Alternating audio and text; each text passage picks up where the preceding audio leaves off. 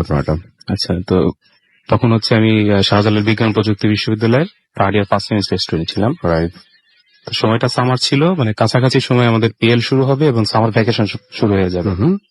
তো সিলেটে আমি জেল রোডে একটা বাড়িতে টিউশন দিতাম। আচ্ছা। তো জেল গেটের মানে সিলেট জেলের গেটের ঠিক অপোজিটে একটা গলি আছে, ওর ভিতরে ছিল বাড়িটা। তো বাড়িটার লোকেশনটা এরকম ছিল যে আমার স্টুডেন্টের ফ্যামিলি এরা দোতলায় থাকতো এবং আমি যে রুমে পড়াতাম, হ্যাঁ, এবং সিলেট ওই এলাকায় খুব রিনাউন্ড একটা ফ্যামিলি, আমি নামটা অনিয়ার বলতে চাচ্ছি না। No problem. তো দোতলায় হচ্ছে আমি যে রুমটা পড়াতাম, আমি জানালার দিকে ব্যাক সাইড দিয়ে বসতাম, পাশে টেবিল ছিল। তো জানালা থেকে মানে মেইন রোড পর্যন্ত ভিউটা খুব ক্লিয়ারলি দেখা যেত। ওকে। এবং মেইন রোডে নামার পরে একটা ছোট গলি মতো ছিল, গলিটা দিয়ে ওদের বাসায় আসতে। আচ্ছা। তো গলির মুখে একটা বড় ঝাঁকড়া গাছ ছিল, ছাতিম গাছ টাইপের, নামটা ভুলে গেছে। তো যেদিনের ঘটনা, ওদিন আমি ক্লাস শেষ করে বাসে করে এসে এখানে টিউশন দেওয়ার জন্য এসে নামলাম সন্ধ্যার কাছাকাছি টাইমে। ওখানে গাছটা কাটা হচ্ছিল, তখন জেল পুলিশ জায়গাটাকে একটু সিকিউর করছে যেন কেউ গাছের ডালপালায় মানে আঘাত না পায় আর কি। তো আমরা ওই গলির মুখে দাঁড়িয়ে পড়লাম, আরো লোকজন ছিল আমার সঙ্গে।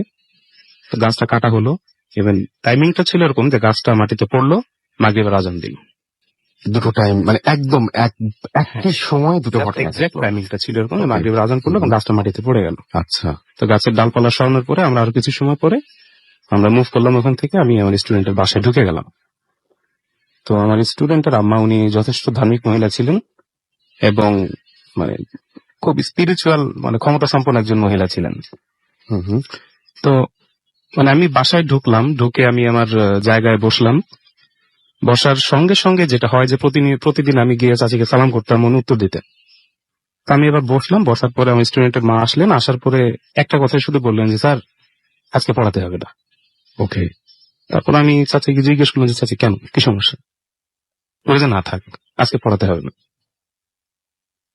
তো আমি বললাম যে মানে আমার স্টুডেন্টের নাম ধরে বললাম যে ও কি কোনো দুষ্টুমি করেছে বা কোনো মানে পরীক্ষা খারাপ করেছে কিনা।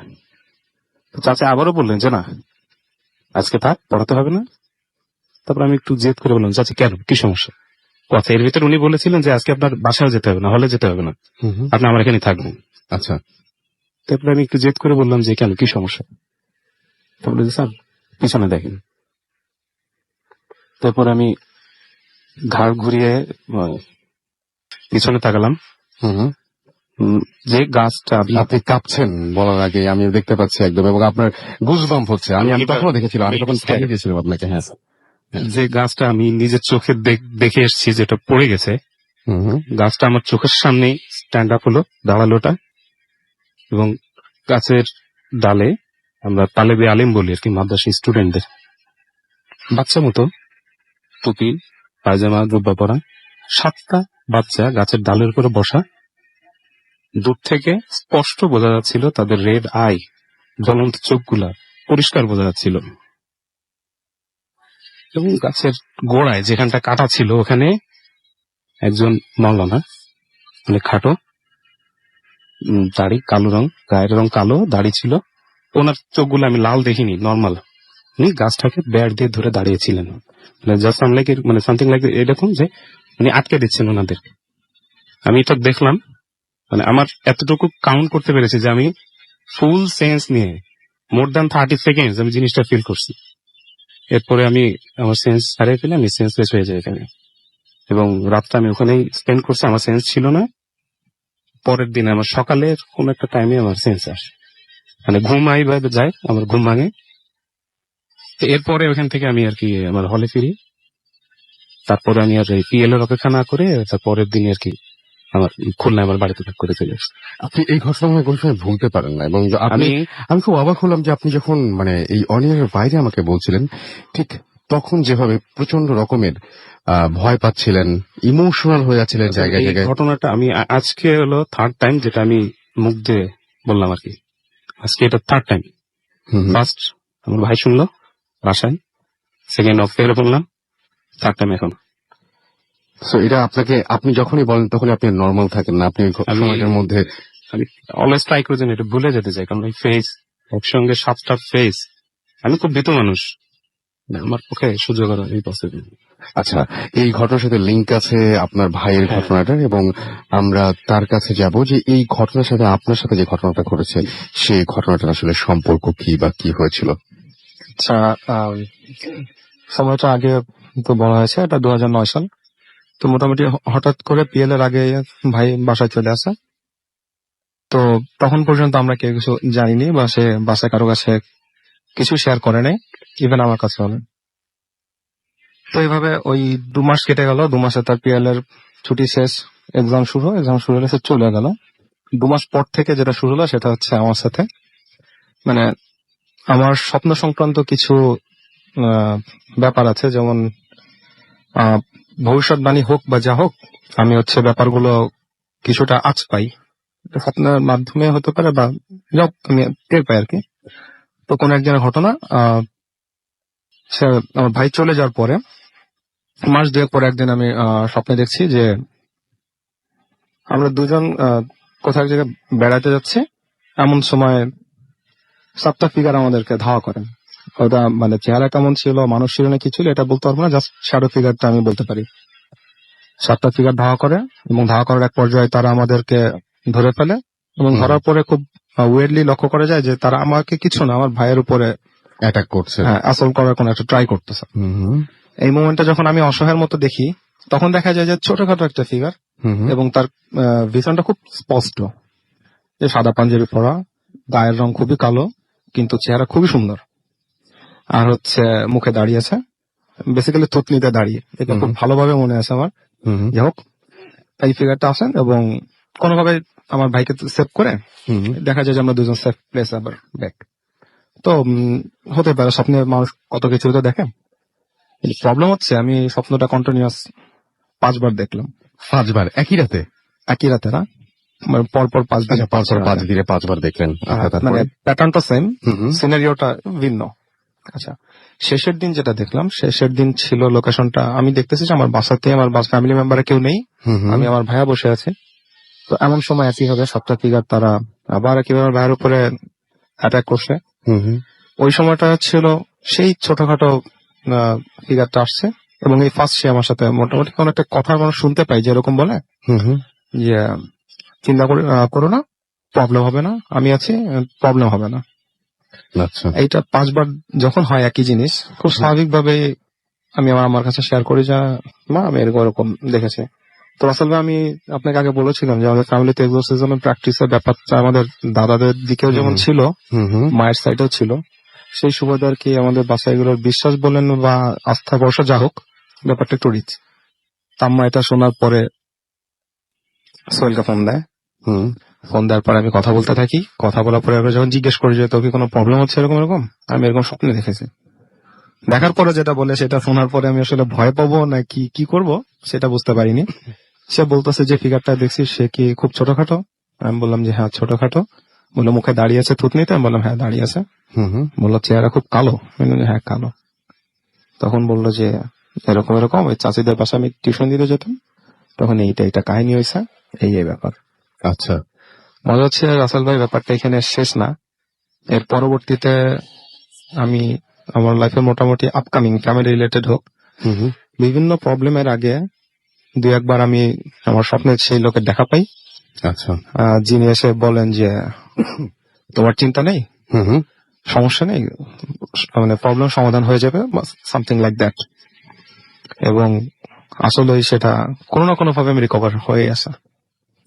এখন ব্যাপার জিনিসটা এরকম হয়ে গেল যে প্রথম শুরুর দিকে আমি ভয় পেতাম, এখন যখনই বুঝি যে আমার বিপদ হচ্ছে বা না হচ্ছে, তখন কেমন যেন মানে অবচেতন মনে অপেক্ষা করতে থাকি যে আজকে রাতে কি দেখা পাবো বা এরকম।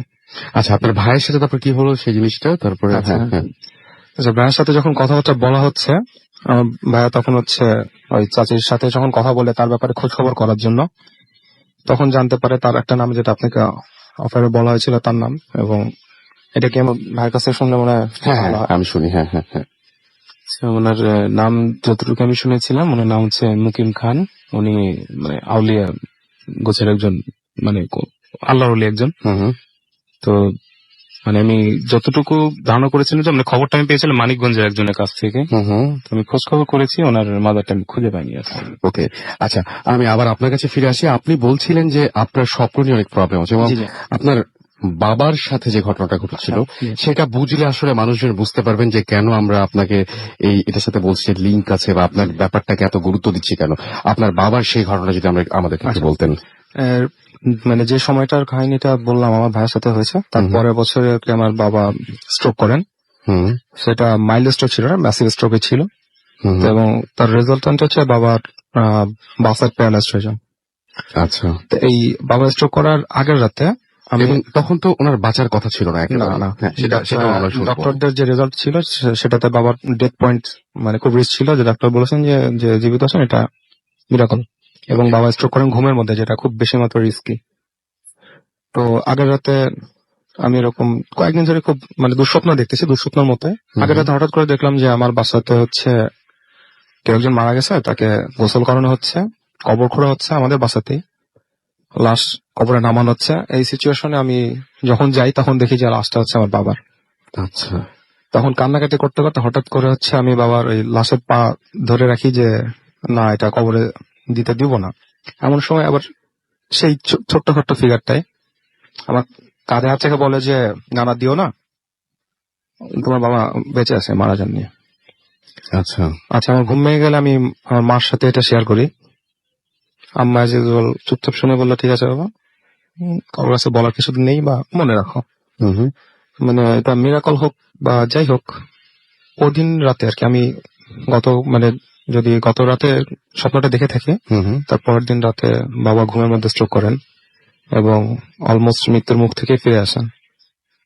এবং বাঁচার কোনো কথা ছিল না, কিন্তু আপনি এরপরে ওই যে স্বপ্নে যিনি আসেন তিনি বিভিন্ন সময় আপনাকে বিভিন্নভাবে হেল্প করেন এবং আপনার ভাই হেল্প করেন কিনা জানি না, তবে আমি কোনো কিছু একটা আভাস পাই যে কিছু একটা আসতেছে, আমার হয়তো সতর্ক হতে হবে, বা কোনো একটা প্রোগ্রামে পড়তে যাচ্ছে, আমার একটু দেখতে হবে, এরকম। এটা সবসময়ই হয় আপনার সাথে? মেজরিটি টাইম হয়, সবসময় বললে ভুল হবে, বাট মানে বেশিরভাগ সময় হয়। ওকে, থ্যাংক ইউ সো মাচ। আপনাদের দুজনকে অনেক ধন্যবাদ। আপনারা খুলনা থেকে এসছেন, আর একজন এসছেন কলাবাগান থেকে, বাট আপনাদেরকে অনেক ধন্যবাদ। আমাদের সাথে থাকুন, আমরা আবারও হয়তো আপনাদের কাছে ফিরে আসবো। আমরা একটা ঘটনা এখন এই মুহূর্তে পড়তে চাই, সেটা একটা ইমেল। আমি ইমেলটা একটু পড়ি। যিনি পাঠিয়েছেন তিনি আজকে স্টুডিওতে নেই বলে তার ঘটনাটা পড়তে হচ্ছে। হ্যালো রাসেল ভাই, কেমন আছেন? আমি ভূত এফএম নিয়মিত শুনি। ভূত এফএমে আমার প্রথম ঘটনা শেয়ার করলাম, ভালো লাগলে দয়া করে শোনাবেন না। আমি জিন ভূত দেখিনি, তবে যে অভিজ্ঞতা হয়েছে সেটাই ভয়ঙ্কর। প্রথমে বলি, যখন আমি ঘুমাই মাঝে মাঝে হঠাৎ ঘুম ভাঙলে আমি বুঝতে পারি কিছু একটা আমার গায়ের ওপর চেপে আছে। অনেক জোর করে সেটা ছাড়াতে চাই, কিন্তু পারি না। ভয়ে অনেকক্ষণ চুপ করে থাকি, তারপর এক সময় সব ঠিক হয়ে যায়। এরকম ঘটনা আমার সাথে বিভিন্ন জায়গায় কতবার যে ঘটেছে তার কোনো হিসাব নেই। এবার আসল ঘটনায় আসি। আমি ঘুমোতে যাওয়ার আগে ভূত এফএম ডাউনলোড করে শুনি, তারপর ঘুমাই। না শুনলে ঘুম আসে না। এভাবে চলতে চলতে 3-4 মাস আগের ঘটনা। এটা আমার বাসার ঘটনা। আমি আমার রুমে একাই থাকি, বাসার সবাই ঘুমিয়ে পড়ছে। রাত 10টায় আমি আমার রুমের মশারি টাঙিয়ে বিছানায় শুয়ে ভূত এফএম শুনছিলাম। ডিম লাইট জ্বালানো ছিল। আমি বিছানার বাম পাশে শুয়েছিলাম, আমার ডান পাশে কিছু জায়গা খালি ছিল। এক সময় ঘুমিয়ে পড়ি। রাত 2টায় আমার ঘুম ভেঙে গেল। আমি বাম দিকে কাত হয়েছিলাম। স্পষ্ট বুঝতে পারলাম আমার বিছানার ডান পাশে যে খালি জায়গাটা ছিল, আমার পিঠের কাছে কে যেন বিছানা হাতড়িয়ে কি যেন খুঁজছে। কয়েক সেকেন্ড থেমে থেমে তা হচ্ছিল। আমি চাচ্ছিলাম ডান পাশে ঘুরে দেখব কে বিছানায়, কিন্তু সেদিকে ফিরতে ভয় পাচ্ছিলাম। কারণ ঘুমানোর আগে ভূত এফএমে যা শুনেছিলাম সে সমস্ত মনে পড়ছিল, অন্যের সাথে কি ঘটে আর এখন আমার সাথে কি ঘটে। কিছুক্ষণ পর যখন বুঝতে পারলাম সেই জিনিসটা আমার পিঠের কাছে থেকে সরে একদম মাথার কাছে আমার বালিশের নিচে কিছু খুঁজছে, একবার বালিশের ডানে একবার বালিশের বামে। ব্যাপারটা এরকম, বালিশে মাথা রেখে শোয়ার পর কেউ যদি বালিশের কোণা ধরে ওপরে উঠাতে চায় তখন যেরকম মনে হবে ঠিক সেরকম। সে সময় আরো ভয় বেড়ে গেল। মনে হলো বালিশ ধরে কেউ টান দিবে। মনে মনে চিন্তা করলাম এত রাত্রে সব কি হচ্ছে। আমি তখন অনেক সাহস করে দ্রুত ডান পাশে ফিরলাম, কিন্তু কিছুই দেখলাম না। তাহলে কে ছিল বিছানায়? এরকম কর্মকাণ্ড মানুষের দ্বারা সম্ভব না, কারণ আমার মশারি বিছানার তোষকের সাথে সব দিক দিয়ে আটকানো ছিল, যাতে মশা না ঢোকে। কেউ বালিশ ধরতে চাইলে আগে মশারি টেনে তোষক থেকে আলাদা করতে হবে, তারপর বালিশে হাত দিতে হবে। আমি যখন দ্রুত ডান পাশে ফিরলাম, তখন বালিশের নড়াচড়া বন্ধ হয়ে গেল, অথচ মশারি তোষকের সাথে আটকানোই ছিল। অন্য একদিন রাত্রে ঘুমানোর ভেতর টের পেলাম আমার পুরো বিছানা কেউ ধরে নাড়া দিল। আমি উঠে বসলাম, ভাবলাম ভূমিকম্প হতে পারে, কিন্তু পরদিন নিউজে ভূমিকম্পের কোনো খবর পেলাম না। এই ছিল আমার ঘটনা। আমি স্টুডিওতে এসে শেয়ার করা সম্ভব না, তাই আমি লিখে পাঠালাম। শিবলি উত্তরা থেকে ইমেলটি করেছেন। আসলেই মানে আপনি রাতের বেলায় শুয়ে আছেন এবং সবকিছু স্বাভাবিক, আপনার পরিচিত ঘর, আপনার পরিচিত বিছানা, সবকিছু ঠিক আছে। হঠাৎ করে যদি মনে হয় কোনো একটা কারণে আপনার বালিশের একটা কোণা বা বালিশের একটা সাইড আপনার উঁচু হয়ে যাচ্ছে, ধীরে ধীরে ধীরে কেউ মনে হচ্ছে যেটাকে লিফট করছে, তাহলে আহ, আসলে আপনি কি ফিল করবেন? ঘুমের মধ্যে জেগে উঠে যদি দেখেন যে কেউ বালিশ ধরে টানছে, আপনার মশারি টাঙানো আছে, ঘরের মধ্যে কারো আসার সম্ভাবনা নেই, দরজা বন্ধ, আপনার পরিচিত ঘর, এই বাসায় কে কে আছে, কে কোথায় আছে সব আপনি জানেন, এই ঘরটাতে আপনি একাই ঘুমান এবং এই বিছানাটাতে মানে কারো এসে দাঁড়ানো সম্ভব না, হয়তো জানালাও বন্ধ, কেমন লাগবে? আমাদের এসএমএস করে জানান, আমাদের ফেসবুক পেজে জানান। আমরা আপনাদের উত্তরের অপেক্ষায় থাকলাম। এবং সে সাথে আমি বলছি যে আমাদের এখানে অনেকেই এসএমএস করছেন। আমি দেখতে পাচ্ছি গাজী তৌসিফ শান্তিনগর থেকে, ঢাকা থেকে আমাদের এসএমএস করেছেন এবং তিনি বলেছেন যে কিছু কিছু স্টোরি এত বেশি স্কেরি যে মাঝে মাঝে মনে হয় যে মানুষগুলো এত ভয় পাওয়ার পরেও কিভাবে বেঁচে আছে। আরিফ লিখেছেন যে আমি খুব ভয় পাচ্ছি এবং তিনি বলছেন যে গাছের যে গল্পটা সেটা খুবই ভয়ঙ্কর আর মিউজিকটা খুব অন্যরকম লাগছে। সে মাহবুব উত্তর থেকে লিখেছেন যে আপনাদের ভূত এফএমের ফুল অ্যাড্রেসটা দেন। আপনি যদি ইমেইল করেন এবং আপনার ঘটনা যদি সিলেক্টেড হয়, আপনি অ্যাড্রেস, ফোন নাম্বার সবকিছুই পেয়ে যাবেন। সুতরাং আপনি আপনার ঘটনাটা লিখে পাঠান। আমাদের অ্যাড্রেসটা তো জানাই আছে, আরো একবার মনে করিয়ে দিচ্ছি, ভূত FM @radiofuthi.fm, which is BHWTFM@radiofuthi.fm। আচ্ছা, নাম, ঠিকানা এবং ফোন নাম্বার সহ আপনার জীবনে ঘটে যাওয়া সেরা ঘটনা লিখে পাঠিয়ে দিন আমাদের কাছে। সায়েন্টিস্ট জহুর আমাদের এসএমএস করেছেন এবং তিনি বলেছেন তার চেয়ে অসম লাগছে। সামারা আমাদের চট্টগ্রাম থেকে এসএমএস করেছেন। পারভেজ আমাদের এসএমএস করেছেন ময়মনসিংহ থেকে। ডিকে সঞ্জিদ আমাদের এসএমএস করেছেন। অরিয়ন আমাদের এসএমএস করেছেন শুদ্ধ। এছাড়াও এমডি আজম খান আমাদের এসএমএস করেছেন। আমাদেরকে এসএমএস করেছেন মুন্সিগঞ্জ থেকে, তাই না? এটা মুন্সিগঞ্জই তো মনে হয়। আমাদেরকে এছাড়াও এসএমএস করেছেন জ্যাকলিন, এছাড়াও সুমন জ্যাকসন হাসনাবাদ কেরানীগঞ্জ থেকে আমাদের এসএমএস করেছেন আমাদেরকে ফয়সাল কুষ্টিয়া থেকে। এছাড়াও জুয়েল আমাদের এসএমএস করেছেন নয়াবাজার থেকে। সৈয়দ মহাইলিল হবে বোধহয়। আর শান এসএমএস করেছেন মনিরা। এছাড়াও আরো অনেকে এসএমএস করেছেন। আপনি যদি এসএমএস করতে চান, মোবাইলের মেসেজ এখানে গিয়ে টাইপ করুন ফুর্তি, FORTI ফুর্তি, স্পেস দিয়ে লিখুন আপনার নাম, স্পেস দিয়ে আপনার মেসেজ পাঠিয়ে দেন 9840 নাম্বারে। আর ফেসবুকে যারা আমাদের সাথে কানেক্টেড থাকছেন তারা চলে যান www.facebook.com/radio.furti, www.facebook.com/bhutfm.russell এই অ্যাড্রেসে। এবং একটা ছোট্ট বিরতির পরে আমরা আবারও ফিরে আসবো। সেই পর্যন্ত আমাদের সাথে থাকুন, কোথাও যাবেন না। স্টে টিউনড টু রেডিও ফুর্তি এন্ড ডোন্ট স্টপ দ্য ফুর্তি।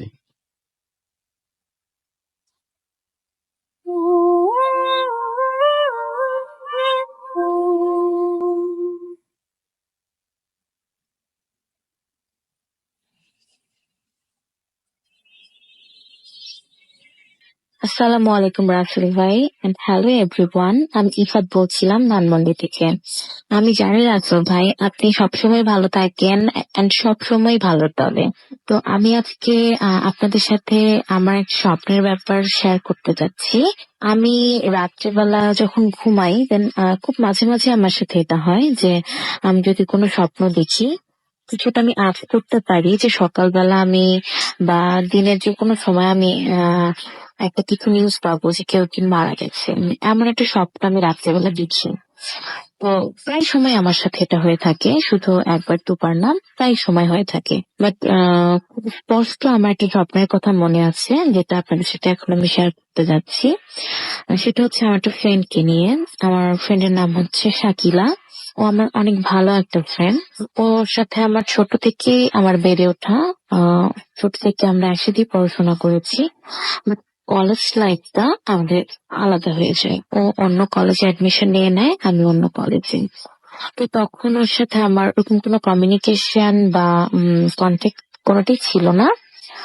দেন মাঝখানে আমি তখন জানতে পারি যে অ্যাডমিশন নেওয়ার কিছুদিন পরে জানতে পারি যে ও কোনো একটা ওর পার্সোনাল রিজনে ও একটু মেন্টালি সিক হয়ে পড়ে। তো তখন ওর সাথে আমার কোনো কন্ট্যাক্টই হয় না তার মাঝখানে। দেন একদিন আমি রাতে ঘুমাই।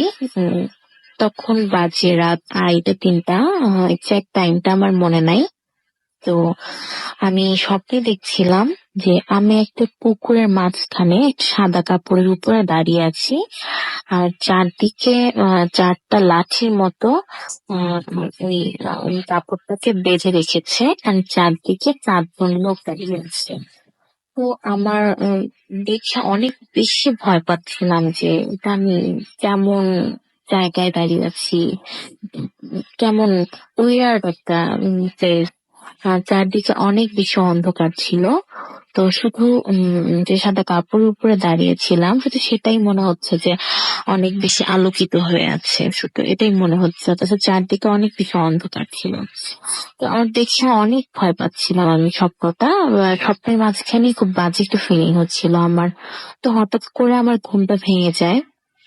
দেন আমার কাছে মনে হয় যে একটা স্বপ্ন দেখলাম, কে জানে কালকে সকালে বা সারাদিনই কোনো বাজে একটা নিউজ আমি হয়তো বা শুনতে পারবো।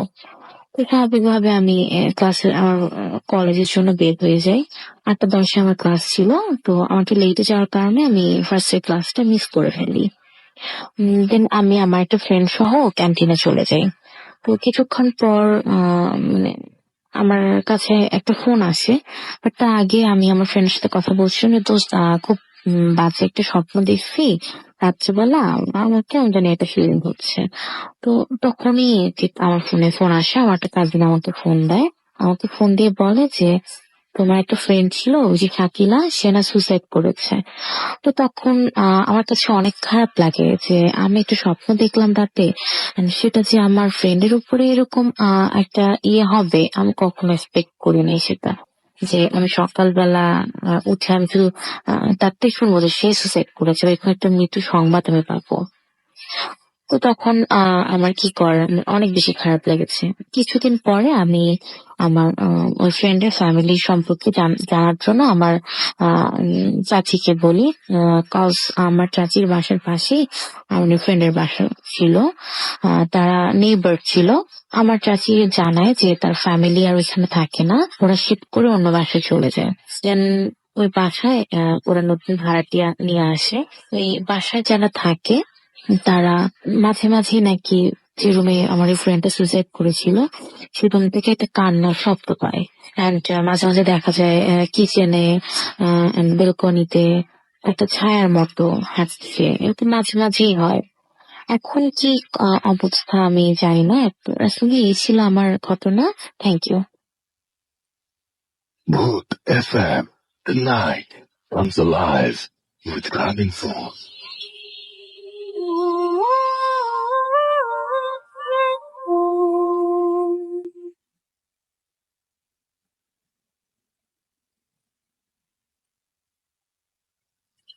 Welcome back. শুনছেন সবসময় রেডিও ফুর্তি 88.2 FM। আমি রাসেল আছি, সাথে আমার সাথে রয়েছে মাসুম এবং আজকে অতিথিরা। একটু একটা অডিও ক্লিপ আমরা শুনলাম এবং অডিও ক্লিপ আমাদের আরো আছে, অনেকগুলো জমে গেছে, আমরা একে একে প্লে করার চেষ্টা করব। সে সাথে জমেছে আপনাদের পাঠানো ঘটনা। আমি আর একটা ঘটনা পড়ি, যে ঘটনাটা আপনারাই পাঠিয়েছেন। এই মুহূর্তে সেই ঘটনাতে যাচ্ছি। আচ্ছা, যিনি লিখছেন ঠিক তার মতো করেই পড়ছি। যে রাসেল ভাই, জানি ভালো আছেন, তাই জিজ্ঞাসা করলাম না কেমন আছেন, কিন্তু আমি ভালো নেই। একটা বাস্তবতার মুখোমুখি আমি হয়েছি যা আমাকে আর ভালো থাকতে দিচ্ছে না। জানি না আমার মেইলটা পড়া হবে কিনা, তবে যদি পড়া হয় তাহলে আপনার কাছে কৃতজ্ঞ থাকবো। যাই হোক, আর কথা না বাড়িয়ে আমি ঘটনায় চলে যাচ্ছি। ঘটনাটি আমার সাথেই ঘটা এবং গত 6-5 15 তারিখে এই ঘটনাটি ঘটে। আমি চট্টগ্রাম বিশ্ববিদ্যালয়ে পড়ছি, আর এখানেই একটি কটেজে আমি থাকি। বিকেলবেলা একটি টিউশনি করাই। সাধারণত সন্ধ্যার আগেই অন্যান্য দিন বাসায় চলে আসি আমি, কারণ আপনারা সবাই জানেন চট্টগ্রাম বিশ্ববিদ্যালয়টি হাটহাজারীর একটি গ্রাম্য এলাকায় অবস্থিত। সন্ধ্যা হলেই চারপাশ নির্জন ও জনশূন্য হয়ে পড়ে অধিকাংশ জায়গা। যাই হোক, যে দিনের ঘটনা বলছি, ওই দিন টিউশনির পর বাসাতেই প্রায় 7টা বেজে গেছে। তখনও আমার পড়ানো শেষ হয়নি। ঠিক তখনই আমার বন্ধু এবং রুমমেট ফরদিন, এটা তার ছদ্মনাম, আমাকে কল করে জানায় যে বিদ্যুৎ না থাকায় রুম লক করে ছাদে বসে আছে। আমি টিউশনি থেকে আসলে যেন ছাদে চলে যাই। বলে রাখা ভালো, ওই দিন দুপুর থেকেই বাড়িতে ইলেকট্রিসিটি ছিল না। আমি টিউশনি থেকে আমার বাসায় ফিরে আসলাম, তখন ঘড়ির কাঁটা 8টা ছাড়িয়ে গেছে এবং নিচে আমাদের রুমটা খোলা কি বন্ধ তা পরিষ্কার দেখা যায়। আমি সবসময় রুমে ওঠার আগে চেক করে নিই রুম খোলা নাকি বন্ধ, কিন্তু সেদিন কেন যেন আর চেক করলাম না। হয়তো এটাই আমার ভুল ছিল।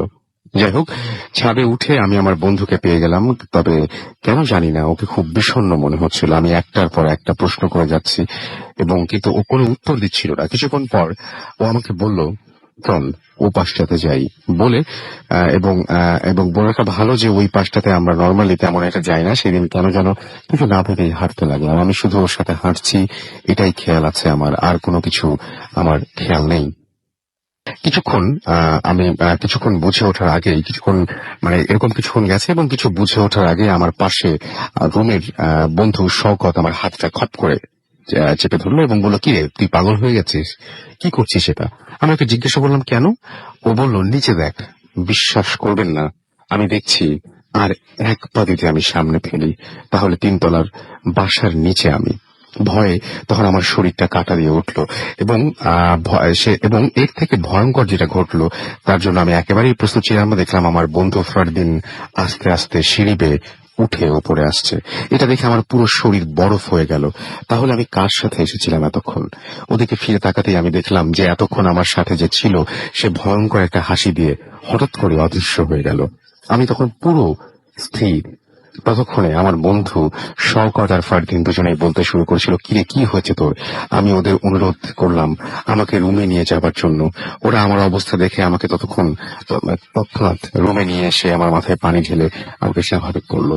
প্রায় 2 ঘন্টা পর আমি পুরোপুরি স্বাভাবিক হলাম এবং আমি তাদের সাথে সবকিছু শেয়ার করলাম। তখন ফারদিন আমাকে বলল যে ও আমাকে ফোন করেনি আর রুমে ছিল সন্ধ্যা থেকেই, এবং আর শওকত জানালো যে ও এমনিতেই ঠান্ডা হবার জন্য ছাদে উঠতে গিয়ে দেখে আমি ছাদের কিনারায় চলে যাচ্ছি। আমি ওকে জিজ্ঞাসা করলাম যে ও আমার সাথে কাউকে দেখেছিল কিনা, কিন্তু ওরা দুজনেই উত্তর দিল শুধু আমাকেই দেখেছে আর কাউকে না। তো আমি জানি না যে ফারদিনের রূপে সামনে আসা মানুষটি কে ছিল, এবং এটা জানাও সম্ভব না, এবং আমার জন্য দোয়া করবেন যেন আমি এই দুঃস্মৃতি খুব তাড়াতাড়ি ভুলে যেতে পারি। ইফতি চট্টগ্রাম বিশ্ববিদ্যালয় থেকে লিখেছেন, BBA 2nd ইয়ারে তিনি পড়ছেন। থ্যাংক ইউ ভেরি মাচ আপনার স্টোরির জন্য। এবং আমি সবসময় একটা জিনিস আমার এই ঘটনাটা পড়েই মনে হয়েছিল যে আসলে কি এরকম কোনো ব্যাপার ঘটে? আমরা অনেকেই শুনি যে ছাদ থেকে জাম্প করেছে, ছাদ থেকে নিচে পড়ে গেছে, বা এরকম সুইসাইড করেছে, এরকম অনেক ঘটনা শুনি। আমি জানি না যে সেগুলোকে আসলেই মানুষ সজ্ঞানে করে, নিজে জেনে বুঝে করে, নাকি এইরকম কোনো ঘটনাও থাকে। একটু সাবধান হতে হবে আমার মনে হয় সবাইকেই, যদি বিশ্বাস করেন, আর একেবারেই সাবধান হবার প্রয়োজন নেই যদি অবিশ্বাস করেন। আমরা চলে যাব আমাদের পরবর্তী অতিথির কাছে, এবং যে ঘটনা, সেই ঘটনাটা বেশ ভয়ঙ্কর বলার আগে আমি বলবো যে খুব প্যাথেটিক একটা ঘটনা, এবং তিনি তার যে এই ঘটনার কারণে তিনি তার জীবনের অনেক কিছুই তাকে হারাতে হয়েছে, এবং এখনো পর্যন্ত তিনি ভালো নেই। এখানে তিনি এসছেন, আমি বলছিলাম যে টাঙ্গাইল থেকে এসছেন, সরাসরি টাঙ্গাইল থেকে তিনি জার্নি করে এসছেন এবং এখন আপনাদের সামনে। সো আমরা তার কাছে যাব, তার ঘটনা শুনবো। আপনার নামটা একটু প্লিজ বলবেন, এবং আপনি টাঙ্গাইলের কোন জায়গায় থাকেন? জি, আমি এসেছি টাঙ্গাইল থেকে। টাঙ্গাইল কালিহাতি থানা, গ্রামের নাম খিলজাতি, জি, পোস্ট অফিস নন্দী। আচ্ছা, আমরা ছোট্ট করে শুনি একটা আপনার সেই হিস্ট্রিটা, যেটা কারণে আজকে আপনি মাঝখানে খুব ভালো করছিলেন। আপনি আপনার যে বিজনেসটা ছিল সেখানেও বেশ ভালো করছিলেন, কিন্তু আজকে আপনার কিছুই নেই। বাট আপনি সেটা খুব দুঃখ করে লিখেছিলেন আমাদেরকে, যে আপনাকে অনেক সাফার করতে হয়েছে এই ঘটনাটার জন্য, এবং ছোটবেলা থেকেই আপনি বেড়ে উঠেছেন এই ঘটনা থেকে সঙ্গে, মানে এই দুর্ঘটনা কে নিয়ে, এবং আপনার কিছু, আপনার হাতে কিছু নেই, ঘটনার মতো ঘটে গেছে এবং আপনি শুধুমাত্র আপনাকে ভুক্তভোগী হতে হয়েছে। কি ঘটনা ছিল আমাকে যদি একটু বলতেন। ছোট্ট করে আমরা প্রথম অংশ শুনবো, তারপর আমরা আপনার পরবর্তী ঘটনায় যাব। জি রাসেল ভাই, আপনাকে ধন্যবাদ। ডিয়ার লিসেনার যারা আপনারা শুনছেন, সবাইকে ধন্যবাদ। আমার জন্মটাই হয়েছে একটি দুর্ঘটনার মধ্যে দিয়ে, বা এটাকে বলে অলৌকিকও বলা যেতে পারে। সময়টা ছিল 1968 আমি তখন মায়ের পেটে ছিলাম, 5 মাস হবে। ঠিক সেই দিন একদিন বিকেলে ঘটনাটা যখন ঘটে, তখন মা ছিল, আমার ভাই বোন ছিল তখন ময়মনসিংহ। আমার আব্বা আনসারে অ্যাডজুটেন্ট ছিলেন। এলাকাটা ছিল ধোপাখোলা, অর্থাৎ ময়মনসিংহ ধোপাখোলা এক হিন্দুদের বাসায় উনি ভাড়া থাকতেন আর কি। আচ্ছা। তো ওই সময় একদিন বিকেলে মা বসে আছেন, এক হিন্দু মহিলা আসলেন এবং এসে বললেন যে দিদি, আমার মাকে বললেন আর কি, যে দিদি আপনি কি কোনো কিছু করছেন বা কাজ করছেন বা কাটাকুটা করছেন? তখন আমার মা বলেন যে কাটাকুটা করলে কি হবে, কেন, কি হয়েছে? আমার মা অনেকটা ভয় পেয়ে যান। তখন উনি বলে যে দিদি, আজকে তো চন্দ্রগ্রহণ লাগছে, তো এই অবস্থায় যদি আপনি কোনো কাজ করেন তো আপনার বাচ্চার অনেক সমস্যা হয়ে যাবে। আচ্ছা। তো এর মধ্যে তখন আমার আম্মা বলে ফেললো যে আমি তো একটু আগে আমি গোল যে বেগুন গুলো আছে এগুলিতে আমি কাটছি, আমি তরকারি কাটাকুটা করছি। তখন ওই হিন্দু মহিলাটি বলে বসলেন যে দিদি, আপনি তো সর্বনাশ করে ফেলছেন, এটা তো ঠিক করেন নাই, তো এখন ভগবান জানে যে কি হয়। আচ্ছা। তো এই কথা বলে উনি চলে গেলেন। ঠিক তার 4 মাস পরে আমার জন্ম হয়। তো আমার জন্মের পর আমার মা সুস্থ হয়ে যখন আমাকে দেখলেন, তা আমার হাতটি দেখে উনি ভয় পেয়ে গেলেন। একেবারে দেখতে যে বেগুনটা উনি কেটেছিলেন, যে গোল বেগুনটা, ঠিক মনে হলো যে সেই বেগুনের একটা যে ফালা বা কাটা অংশ, এটাই হয়ে যেন আমার হাতে বসে গেছে। অর্থাৎ আমার হাতে কোনো আঙ্গুল নেই, ডান হাতে অনলি হাতের গাদা, আমরা যেটা দেখতে পাচ্ছি এই মুহূর্তে। জি জি। তো আমার আব্বা বাসায় আসলেন, সবকিছু দেখলেন, শুনলেন। আমার আব্বা একজন সৎ আনসার অ্যাডজুটেন্ট ছিলেন, ওনার মনটা খুব ভালো ছিল। তো উনি দেখে আমাকে কুলো নিলেন, আদর করলেন এবং মাকে বললেন যে না, তুমি এই বাচ্চাকে নিয়ে আর কোনো চিন্তা ভাবনা করো না। তো যাই হোক, ওভাবেই আমি বড় হলাম। তো বড় হওয়ার পরে আমার দেখা গেল যখন আমি কর্মক্ষেত্রে যাব, ঠিক তখন এই হাতের যে দুঃখ বা কষ্ট, সেটা আমার জীবনে শুরু হয়ে গেল। আচ্ছা। অর্থাৎ আমি বিয়ে করলাম, বিয়ে করার পর আমি যখন কোনো কাজের উদ্দেশ্যে বা চাকরির জন্য আমি কোথাও ইন্টারভিউ দিতে গেছি, তখন আমি এই হাতের জন্য সেখানে আপনার চাকরি হয়নি, সিলেকশন হতে পারিনি। আচ্ছা। তো মাঝখানে আমি একটা ম্যান পাওয়ার এজেন্সির সাথে জড়িয়ে যাই যে কোনো ঘটনাবশত। কিছুদিন এটার সাথে আমি সম্পৃক্ত ছিলাম, তো মোটামুটি ভালোই করতেছিলাম। কিন্তু 2009 সাল থেকে একেবারে ওই লাইনটা মোটামুটি একটু বন্ধই হয়ে যায়। তা আমার যত ইনকাম করে মোটামুটি একটা অবস্থা তৈরি হয়েছিল যে সমস্ত অবস্থায় তখন একদম ব্যস্ত হয়ে যায়। অর্থাৎ ব্যবসাটাও ক্লোজ হয়ে গেল, বা আমি ব্রোকার হিসাবে কাজ করতাম। এখন আমার মানে এটাই পৃথিবীর কাছে বা মানুষের কাছে জিজ্ঞাসা যে আসলে এটা কি অলৌকিক, কি ঘটনা, কেমনে এটা হইল, যেটা ডাইরেক্ট একজন এসে বলল, অনেকে আমরা বিশ্বাস করি না হুম। যে চন্দ্রগ্রহণ কি বা এটা সেটা কি, আমরা অলৌকিকতা অনেকে বিশ্বাস করতে চাই না, কিন্তু আমি তো সেই অলৌকিকতার একদম সরাসরি সাক্ষী, আমি নিজেই, আমার হাত। তো যার কারণে আমি এখন নিঃস্ব অসহায় এই অবস্থায় পড়ে আছি। দেখা যাচ্ছে যে আমি আমার কর্মক্ষমতার জন্য যে আমি একটু বিদেশে যাব বা আমার পরিবার নিয়ে চলবো, তাও পারতেছি না। কোনো অবস্থায় আমি এই হাতের কারণে সেই জীবনকে সাইন করতে পারতেছি না। এবং আপনার মানে যদি এটাকে অলৌকিক বলেই আমরা ধরে না নেই, ধরি যেটা একটা স্বাভাবিক ঘটনা, এটাকে যদি আমরা আসলে বিজ্ঞান দিয়ে ব্যাখ্যা করি, সায়েন্স দিয়ে যদি ব্যাখ্যা করি আমরা, তাহলে আপনার সাথে পরবর্তীতে ঘটনাগুলো কেন ঘটলো? আপনি যখন বেড়ে উঠছিলেন সেই সময় তো অনেক ঘটনা আপনার সাথে ঘটেছে, মানে আপনাদের পরিবারের সাথে ঘটেছে, আপনার বাবা প্রত্যক্ষ করেছেন, দেখেছেন সেই ঘটনাগুলো, আপনাদের ওই বাসাতেও আপনি বলে যে আপনার মায়ের সাথে ওই সময়ের পর থেকে তো মনে হয় আপনার মা পজেস বা তার সাথে একটা জিন ছিল বোধ হয়, না? আমার মা জন্মগত ভাবেই পজেস ছিল, অর্থাৎ আমার নানির কাছে থেকে জিন সংক্রান্ত যে বিষয়টা এটা সংক্রামিত হয় আর কি। হুম। আমরা ছোট সময় থেকে এরকম একটা পরিবেশে বড় হয়েছি। আমরা মোটামুটি আমার যখন 16 বছর বয়স এ পর্যন্ত এরকম একটা পরিবেশ আমরা দেখেছি। ওই সংক্রান্ত একটা ঘটনা আছে। সেই ঘটনাকে আমি একটা বিরতি নিয়ে আসি, না ছোট একটা বিরতি নিয়ে একদম টানা অনেকক্ষণ শোনা যাবে, আপনারা অবশ্যই আশা কিছু মাইন্ড করবেন না।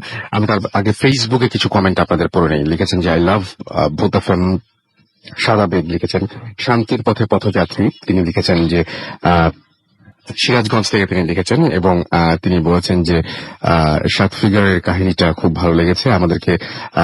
লিখেছেন দেখতে পাচ্ছি মলয় মজুমদার, এবং আমাদেরকে তিনি বলছেন যে তিনি ভূত এফএম চান, ঘুম চান না। আমাদেরকে লিখেছেন যে আজকে এপিসোডটা ভালো হবে কিনা জানতে চেয়েছেন রাকিব আলী মজুমদার। এছাড়াও শাহরিয়ার শাওন আমাদের এখানে কমেন্ট করেছেন আমাদের এখানে রয়েছেন লিমিটলেস জীবন সিনহা, এবং ভালোই লাগছে তার কাছে। আমাদেরকে দুবাই থেকে আমাদের সাথে সরাসরি আছেন জানিয়েছেন SAG পাপ্পি। এছাড়াও স্বপ্ন কুমার অপূর্ব আমাদের লিখেছেন আই লাভ ভূত এফএম। আমাদেরকে এছাড়াও দেখতে পাচ্ছি ইন্ডিয়া থেকে আমাদের সঙ্গে রয়েছেন DM লিটন, এবং আমাদের সঙ্গে MG লিটন আর কি। আমাদের সঙ্গে এছাড়াও এখানে রয়েছেন আরো অনেকেই। আমি দেখতে পাচ্ছি আমাদের সঙ্গে রয়েছেন সাফা মির্জা, এবং তিনি বলছেন যে অনেক ভালো হচ্ছে ভূত এফএম। আমাদের সাথে এই মুহূর্তে ফেসবুকে আছেন চাদরে ঢাকা মানব, এবং আমাদেরকে এছাড়াও তিনি বলছেন যে ভাইয়া যখন এই ঘটনাগুলো ঘটবে তখন যদি বোঝা যেত যে ঘটনা ঘটবে তাহলে কেমন হতো, তাহলে মনে হয় ব্যাপারটা আরো মানে কি দুর্বিষহ হতো, যে আপনি যদি ঘটনা জানতেন যে ঘটবে কিন্তু আপনি কোনো কিছু করতে পারছেন না, আপনাকে সেটা মানে দেখতেই হবে বা সেটার এক্সপিরিয়েন্সটা নিতেই হবে আপনাকে, তাহলে আরো ব্যাপারটা মনে হয় খারাপ হতো। আমাদেরকে দেখতে পাচ্ছি এছাড়াও লিখছেন অ্যালেক্স পলাশ, এবং তিনি বলছেন যে আমিও শুনছি। এবং এছাড়াও আমাদের এখানে রায়হান খান লিখেছেন যে ভূত এফএম শোনা মানে হচ্ছে ভয়কে জয় করা। আমাদের এখানে এছাড়াও শ্রাবণী লিখেছেন এনজয়িং দ্য শো। এছাড়াও আমাদের এখানে দেখতে পাচ্ছি আরো অনেকেই কমেন্ট করছেন। সাইফুল ইসলাম কমেন্ট করছেন, SM মালিক, MA আলামিন, তশফিকুল ইসলাম অন্তু সহ আরো অনেকে। আপনি যদি কমেন্ট করতে চান বা আমাদের সাথে ফেসবুক পেজে কানেক্টেড থাকতে চান তাহলে চলে যান www.facebook.com/radio.furti RADIOFOORTI radio.furti, Facebook radio.furti/radio.furti। এখানে যেতে পারেন এবং আমাদেরকে জানাতে পারেন কোন ঘটনাটা আপনাদের ভালো লাগছে, কোন ধরনের ঘটনা হলে আপনাদের আরো ভালো লাগবে সেটা আমাদের অবশ্যই জানতে পারেন। যারা আমাদের ইমেল করে ঘটনা পাঠাতে চান তাহলে চলে যান, তারা আমাদের অ্যাড্রেসটা একটু প্লিজ মনে রাখবেন। আমাদের অ্যাড্রেস হচ্ছে bhutfm@radio.fm which is BHWTFM@radioFORTI.FM। আপনার নাম, ঠিকানা এবং ফোন নাম্বার সহ আপনার জীবনে ঘটে যাওয়া বা আপনার জানা সেরা ঘটনাটি লিখে পাঠিয়ে দিন আমাদের কাছে। আমরা চলে যাব একটা ছোট্ট বিরতির পরে আবারও ফিরে আসছি। সেই পর্যন্ত আমাদের সঙ্গে থাকুন, বাকি অংশটা তো শুনতে হবে। আমাদের সঙ্গে থাকুন। স্টে টিউনড রেডিও ফুর্তি এন্ড ডোন্ট স্টপ দ্য ফুর্তি। Good FM.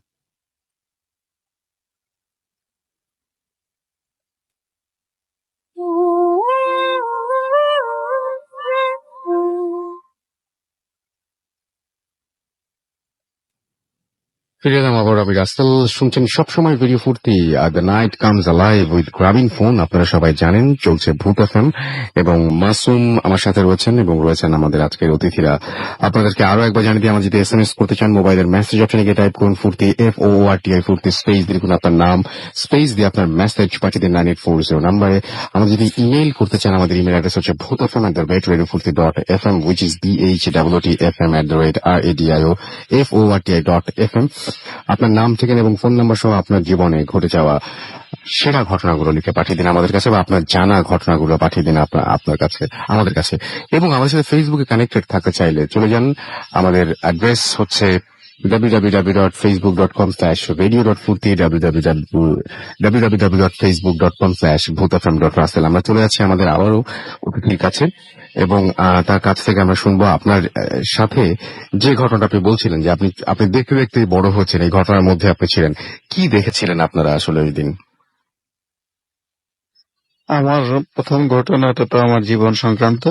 এরপরে আপনি যে ঘটনাটা এখন বলবো বা শেয়ার করব, এই ঘটনাটার সময় রাসেল ভাই আমার বয়স ছিল 4 বছর। তখন আমরা ছিলাম 3 ভাই 1 বোন। ঘটনাস্থল ময়মনসিংহ যথারীতি। আর এটা হলো চুপসার দরবার যে বলে একটা মাজার আছে ময়মনসিংহ, সেই মাজারের অপোজিটে আমাদের বাসা ছিল, ভাড়া বাসা অবশ্যই, টিনের 2টা রুম। তো আমার আব্বা কাছাকাছি অফিস ছিল, আনসার অ্যাডজুটেন্ট ছিলেন উনি। তো একদিন ওই ঘটনাটা ঘটেছিল আপনার যেদিন, ওই দিন গুটগুটে অন্ধকার ছিল রাত্র। তা আগেই বলা হয়েছে যে আমার মায়ের সাথে জিনের আসর ছিল বা ভর করতো মাঝে মধ্যে। পরিবেশটা আমরা দেখতাম, মাঝে মধ্যে খুব ভয় পেতাম, খুবই ভয় পেতাম। যে হাতটা শূন্যের থেকে মাটির মধ্যে মা মাঝে মধ্যে ছুঁড়ে মারতেন, আচ্ছা, বা অসংলগ্ন কথাবার্তা মাঝে মধ্যে বলতেন, যেগুলি দেখে আমরা বাচ্চা মানুষ খুব ভয় পেয়ে যেতাম আর কি। ওকে। তো যেদিন রাত্রে এই ঘটনা, যাই হোক, আমি আরেকটা কথা বলতে ভুলে গেছি, সেটা হলো যে ওই জিন যে আসর করতো মার সাথে কন্টিনিউ ছিল। তো এইটা ছাড়ানোর জন্য মাঝে মধ্যে আমার আব্বা ওই যে ফকির বা দরবেশ কিংবা কোনো হুজুর টুজুর ওনাদের নিয়ে আসতেন। তো এইটা ওই জিনটা খুব একটা, তো যার কারণে ওই জিন ক্ষতি করার চেষ্টা করতে মাঝে মধ্যে। তো ওই দিন রাত্রে ক্ষতিটা একটু বেশি করে ফেলে। তো ওই দিন সন্ধ্যায় মাগরিবের সময় আপনার নামাজ পড়ে আব্বা তসবিহ জপতে ছিলেন এক রুমে, আর এক রুমে আমার বড় যে ভাই বোন ওই 2জন পড়তেছিল রিডিং রুমে। তো আমরা 2 ভাই যে ছোট ছিলাম খুনসুটি করতেছিলাম, মায়ের সাথে বসে মা রান্না করতেছিলেন। এমন সময় দরজার মধ্যে কেউ এসে এমন ঢাম করে শব্দ করে ঠাস করে দরজার মধ্যে মনে হয় যে লাথি মেরে কেউ দরজা একেবারে ভেঙে ফেলছে, খুব শব্দ করে দরজা খুলে ফেল। এতে আমার আব্বা খুব শব্দ করে জিজ্ঞেস করে, এই ওখানে কে কে দরজা খুললি? কিন্তু কোনো সারা শব্দ নাই, কোন রকম কোনো সাউন্ড নাই ওই দিক থেকে। আবার জিজ্ঞেস করছে, কোনো সাউন্ড নাই। তো হঠাৎ করে আমার যে বড় 2 ভাই বোন যারা লেখাপড়া করতেছিল ওদের আত্মচিৎকার, আব্বা আমাদের বাঁচান, আব্বা আমাদের বাঁচান, আমাদের সাদা রঙের ভূত কাপড় পর আমাদের ধরে ফেললো, মেয়ে ফেললো, খেয়ে ফেললো, এইরকম শব্দ। তো আমরা তো ভয়ে গুটি সুটি মেরে মাকে ধরে একদম কাঁপাকাঁপি করতেছি। তখন আব্বা নামাজ থেকে উঠে ওই 2 ভাই এবং বোনকে বাঁচানোর জন্য আপনার 2টা লাঠি একটা লাঠি হাতে নিয়ে তো ওই রুমে আপনার যাওয়ার জন্য যখনই পা রাখছে চৌকাঠের পরে ওই রুমে গেছে, তখন হঠাৎ করে খেয়াল করে যে আপনার ফ্লোরের মধ্যে একটা গোল একদম রাউন্ড একদম নিকোষ কালো অন্ধকার একটা ছায়া। আচ্ছা। তো ওই ছায়াটা ওই সময় পড়ার মতো কোনো কিছুই আশেপাশে ছিল না। ওইখানে আপনার বিদ্যুতের ভাল্ব চলতেছিল, হুম আর ফ্লোরটা ছিল একদম পাকা। তো যাই হোক, এটার দিকে খুব একটা মনোনিবেশ না করে আব্বা ওদেরকে বাঁচানোর জন্য যেই আপনার সামনের দিকে একটু যাইতেছিল, হঠাৎ করে ওই আপনার কালো ছায়ার মধ্যে পাটা পড়ে যায়। কালো ছায়াটার মধ্যে। হ্যাঁ। আচ্ছা। তো পাটা পড়ে যাওয়ার সাথে সাথেই আব্বার মুখ থেকে শোনা যে আব্বার মনে হলো যেন একটা তুলার বস্তা যে থাকে একদম নরম, সেখানে আব্বার পাটা পড়ে গেল। আচ্ছা পড়ে যাওয়ার সাথে সাথে আব্বা একদম ফ্লোরে পড়ে যায়। আচ্ছা। তখন ওই ফ্লোর থেকে আবার উঠতে পারতেছেন। এদিক দিয়ে আমার ভাই বোন ওরা দুইজনকে ধরে খুব কাঁপাকাঁপি করতেছে, একদম চোখ অন্ধকার, মানে চোখ একদম বন্ধ করে খুব কাঁপাকাঁপি করতেছে দুইজন, এবং খুব চিল্লাচিল্লি করতেছে, চিৎকার করতেছে তখনও। তেমন সময় আমার মাকে আব্বার ডাক দিছে যে এই তুমি এখানে আসো তো, আমি তো উঠতে পারতেছি না, কি ব্যাপার। তখন মা আমাদের দুজনকে সাথে নিয়ে তখন ওখানে গেছে, গিয়ে আব্বার হাঁটুর যে নিচে ওখানে যেখানে দেখাই দিতেছে যেখানে আমার সমস্যা মনে হচ্ছে, ওখানে হাত দিয়ে দেখে যে একদম নরম, মনে হয় যে ভিতরে কোনো হাড্ডি কিছু নাই। তো ভালোভাবে তারপরে হাত দিয়ে দেখে যে ওখানে একদম পাটা একবারে ভিতরে ভেঙে গেছে, একদম আচ্ছা। মানে খণ্ড বিখণ্ড হয়ে গেছে, কিন্তু রক্তপাত হয় নাই কোনো। আচ্ছা। তারপরেও আব্বার উঠতে পারতেছিল না। তখন আমরা ভাই বোন সবাইকে ধরে খুব কাঁপাকাঁপি করতেছিলাম, খুব ভয়ের মধ্যে তখন পড়ে গেছি। চতুর্দিক দিয়ে কখন কোন দিক দিয়ে কাকে ধরে কাকে মেরে ফেলে এরকম একটা ভয় চলতেছিল আমাদের ভিতরে। তখন এই অবস্থায় আমাদের অনেক সময় পার হয়ে যায়। পরে আমার মা দুর্দান্ত একটু সাহস করে পরে দরজা খুলে বাসার বাইরে বারান্দায় দাঁড়িয়ে আশেপাশে যারা প্রতিবেশী আছে ওনাদের সবাইকে খুব জোরে শব্দ করে ডাকে যে আপনারা আসেন, আমাদের যে অনেক বিপদ হয়ে গেছে। আচ্ছা। পরে পাড়া প্রতিবেশী যারা মহল্লায় ছিল ওরা এগিয়ে আসে, আমার আব্বাকে সবাই পছন্দ করত। সে সমস্ত ঘটনা শুনলো, শোনার পরে ওরাও অনেকটাই ভয় পেয়ে গেল, সবার ভিতরে ভয়। তারপরে ওনারা আলাপ আলোচনা করে সিদ্ধান্ত নিলেন যে আমার আব্বাকে হসপিটালে নিতে হবে। তো হসপিটালাইজ করার জন্য তারপরে রাত্রি 1:30টার দিকে ওনারা আব্বাকে নিয়ে চলে গেলেন। এখন আমাদের বাসায় যে কেউ থাকবেন সেই সৎসাহস কারোর নেই, সবাই মোটামুটি বিদায় নিয়ে চলে গেলেন। তা আমরা দরজা দিয়ে খিল দিয়ে সবাইকে ধরে ওই কাঁপাকাঁপি করতেছি, এই অবস্থায় চলতেছিল। তো আপনার 3টা বা 3:30টার দিকে আবার দরজায় না, তখন মনে হলো যে আবার বোধহয় জিনটা আবার ফিরে আসছে। তখন বাইরে থেকে তখন বলতেছে যে খালাম্মা দরজা খোলেন, আমি হসপিটাল থেকে এসেছি। আচ্ছা। এই কথা শোনার পর আমার মা কিছুটা সাহস ফিরে পায় এবং আমাদেরও মনের ভিতরে একটু সাহস ফিরে আসে সবার মনে। তো দরজাটা আল্লাহর নাম নিয়ে খুলে দেয়। খুলে দেওয়ার পরে জলজন্ত একজন মানুষ উনি ঢুকে বলে পরিচয় দেন যে আমি আপনাদের এলাকার ওই হসপিটালে চাকরি করি, যে হসপিটালে ছাড় আছে, তা আপনাদের নিয়ে যেতে বলছেন। তখন রান্নাঘরে আমার মা যায়, গিয়ে দেখে যে ভাত পুড়ে ছাই হয়ে গেছে, যাও একটু অল্প ছিল, সেই ভাত নিয়ে আব্বার ওখানে আমরা চলে গেলাম।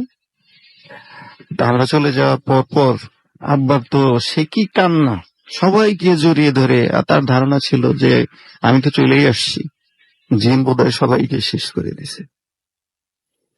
এর কিছুক্ষণ পরে পাশের মসজিদে আপনার ফজরের আজান পড়ে যায়। তো এইভাবেই আমাদের সেই দুঃখের রাত্রি শেষ হয়। আচ্ছা, তাহলে আপনি যে বলছেন এই যে আপনার জিনটার কথা আপনার তো চোখের সামনে দেখেছেন, আপনার জন্ম থেকে আপনি বলছেন যে আপনার মার সাথে কোনো একটা ঘটনা ঘটেছিল যার জন্য আজকে আপনার এই অবস্থা। যারা বিশ্বাস করেন না যে না এরকম কিছু হতে পারে, খুব বেশি এগুলো খুব উদ্ভট লাগে, যখন কেউ বলেন যে না এরকম হওয়া সম্ভব না, তাদেরকে আপনি কি বলবেন আসলে? না, আমি বলতে চাই যে জিন সংক্রান্ত যে বিষয়, এটা অবিশ্বাস করার আমরা যারা মুসলিম মোটেও কোনো সুযোগ নেই। না, কিন্তু আপনি দেখেছেন এটা, জিন হয়তো বিশ্বাস করে, জি। হ্যাঁ, কিন্তু কেউ দেখেছে, তখন তখন জিনিসগুলো তাদের কাছে খুব আজব লাগে যে এরকম হয় নাকি। তখন কি মনে হয় আপনার? না, এরকম হচ্ছে কন্টিনিউ, এখনো হচ্ছে। ওকে, অনেক ধন্যবাদ আপনাকে আপনার ঘটনার জন্য। আমরা আমাদের পরবর্তী অতিথির কাছে যাব, তার আগে চট করে কিছু SMS পড়ে। মহসিন আমাদের মিরপুর 11 থেকে লিখেছেন, মনে হচ্ছে শুক্রবার রাত আসলে ভূতেরা সব জেগে ওঠে। আচ্ছা, মৃদুল কুষ্টিয়া থেকে আমাদের SMS করেছেন, ভূত FM শুনছেন, ভালো লাগছে। অনামিকা ফরিদপুর থেকে আমাদের SMS করেছেন, স্টোরিগুলো তার কাছে ভালো মনে হচ্ছে। আমাদেরকে FM ডক্টর আসিফ সিলেট থেকে SMS করেছেন। এছাড়া আরিফ এবং তার ওয়াইফ রুম্পা হবিগঞ্জ থেকে SMS করেছেন। ইরহাম মিরপুর 6 থেকে SMS করেছেন। সাফিন মেহেরপুর থেকে আমাদের SMS করেছেন। শুদ্ধ আমাদের SMS করেছেন এবং তিনি কিছু ঘটনা নিয়ে আসতে চান ভূত FM এর নেক্সট উইকে। ফ্রম মোহাম্মদপুর আদাবর, আপনি যদি আসতেই চান তাহলে আপনি এখনই ইমেল করে ফেলুন। অ্যাটলিস্ট একটা ঘটনা আপনাকে পাঠাতে হবে এবং সেই ঘটনাটা সিলেক্টেড হলে, অথবা দুটো পাঠালে সুবিধা, একটা নাম সিলেক্ট হলে সেকেন্ডটা হবে। সো আপনি যদি পাঠাতে চান তাহলে এখনই পাঠিয়ে ফেলুন এবং আপনার ঘটনা যদি সিলেক্টেড হয় ডেফিনেটলি ইউল গেট এ কল। এবং এছাড়া আমাদেরকে সাদমান লিখেছেন যে আচ্ছা, তিনি বলছেন যে তার কাছে ভালোই লাগছে। তাসবির আমাদের SMS করেছেন। এছাড়াও আমাদের রোমান্টিক ভূত SMS করেছেন নারায়ণগঞ্জ থেকে, এবং আমাদেরকে সানি 69 বোট বাজার থেকে SMS করেছেন। ভূত FM চরম মজার এবং ভয়ের হচ্ছে, এনজয় করছেন তিনি। এছাড়াও আমাদেরকে তামিম SMS করেছেন পুলিশ লাইন ময়মনসিংহ থেকে। এছাড়াও আমাদেরকে সুমন SMS করেছেন আমাদেরকে পাখি রাজশাহী থেকে। এছাড়াও আমাদের নাদিম SMS করেছেন সিলেট থেকে। সামিয়া ঢাকা থেকে আমাদের SMS করেছেন। পান্না ময়মনসিংহ থেকে SMS করেছেন এবং আমাদেরকে SMS করেছেন সুমন। এছাড়াও আমাদেরকে পূর্ণা SMS করেছেন। এছাড়াও আমাদের SMS করেছেন দেখতে পাচ্ছি আরো অনেকেই। আনু, হিয়া, অরণ্যার ময়মনসিংহ থেকে SMS করেছেন। শাহরিয়ার আমাদের SMS করেছেন বসুন্ধরা থেকে। এছাড়াও আমাদেরকে দেখতে পাচ্ছি যে আচ্ছা, তিনি আজকে একা তিনি ভূত FM শুনছেন এবং ব্যাকগ্রাউন্ড মিউজিকটা তার কাছে অসাম না বলে ডাবল অসাম লাগছে তার কাছে। সুমন আমাদের SMS করেছেন আমাদেরকে, রিতম সহ আরো অনেকে। আপনি যদি SMS করতে চান, মোবাইলের মেসেজ অপশনে টাইপ করুন ফুর্তি, FORTI ফুর্তি, স্পেস দিয়ে লিখুন আপনার নাম, স্পেস দিয়ে আপনার মেসেজ পাঠিয়ে দিন 840 নম্বরে। উম্মে সালমা উষা লিখেছেন যে বন্দুকের গুলি মিস হতে পারে, বাট ভূত FM এ কোনো কমেন্ট করে তার মিস হয় না। এবং আমাদেরকে দেখতে পাচ্ছি যে লিজা লিখেছেন যে রাসেল ভাই আজকে তার কাছে ঘটনাগুলো তার কাছে বেশি ভালো লাগছে না, বেশি ভয়ের কাহিনী আছে কি, আরো কিছু ঘটনা আছে দেখুন, শুনে যদি আপনার কাছে ভালো লাগে তাহলে আমারও খুব ভালো লাগবে। এছাড়া আমাদেরকে দেখতে পাচ্ছি ইন্টারেস্টিং রাসেল ভাই লিখেছেন রিয়াদ। এছাড়াও জান্নাত আক্তার মিম আমাদের এখানে লিখেছেন যে অনেক ভয় লাগছে তার কাছে। আমি এই জন্য কনফিউজ হয়ে যাই, এক এক সময় এক এক ধরনের এক একজন এক একটা কিছু বলেন, সো আমার কাছে খুব আজব লাগে এটাই। শিমুল রয় আমাদের লিখেছেন, আমি মেডিকেল স্টুডেন্ট, আমার কিছু স্টোরি আছে, কিভাবে পাঠাবো? আপনি আমাদের ইমেল করে দিন। আমাদের ইমেল অ্যাড্রেস হচ্ছে bhutfm@radiofurti.fm, which is BHWTFM@radioFOORTI.fm। আপনার নাম, ঠিকানা এবং ফোন নাম্বার সহ আপনার জীবনে ঘটে যাওয়া বা আপনার জানা সেরা ঘটনাগুলো লিখে পাঠিয়ে দিন আমাদের কাছে এই অ্যাড্রেসে। আমাদেরকে এছাড়া দেখতে পাচ্ছি স্বপ্ননীল SMS করেছেন, এখানে কমেন্ট করেছেন, আরো কমেন্ট করেছেন আমাদের এখানে দেখতে পাচ্ছি খাদেমুল ইসলাম। এছাড়াও আমাদের এখানে সুমিত হোসেন আমাদের এখানে কমেন্ট করেছেন, আরো অনেকেই কমেন্ট করেছেন। সুতরাং আপনি যদি কমেন্ট করতে চান বা ফেসবুকে আসতে চান তাহলে চলে যান www.facebook.com/radio.furti। আমরা চলে যাব আমাদের পরবর্তী অতিথির কাছে। আপনার নামটা প্লিজ একটু বলবেন এবং আপনি কোথা থেকে এসেছেন, তারপর আপনার ঘটনায় যাব আমরা। আসসালামু আলাইকুম রাসেল ভাই, আমার নাম শিশির, আমি গ্রিন রোড থেকে আসছি। শুনি আপনার ঘটনা। রাসেল ভাই, আমার এই ঘটনাটা মোহাম্মদপুরের যেই ঘটনাটা ওইটা আমি ফার্স্ট বলেন, শুনি। এই ঘটনাটা মোহাম্মদপুরের বাবর রোডের একটা বাড়িকে কেন্দ্র করে ঘটনাটা মূলত।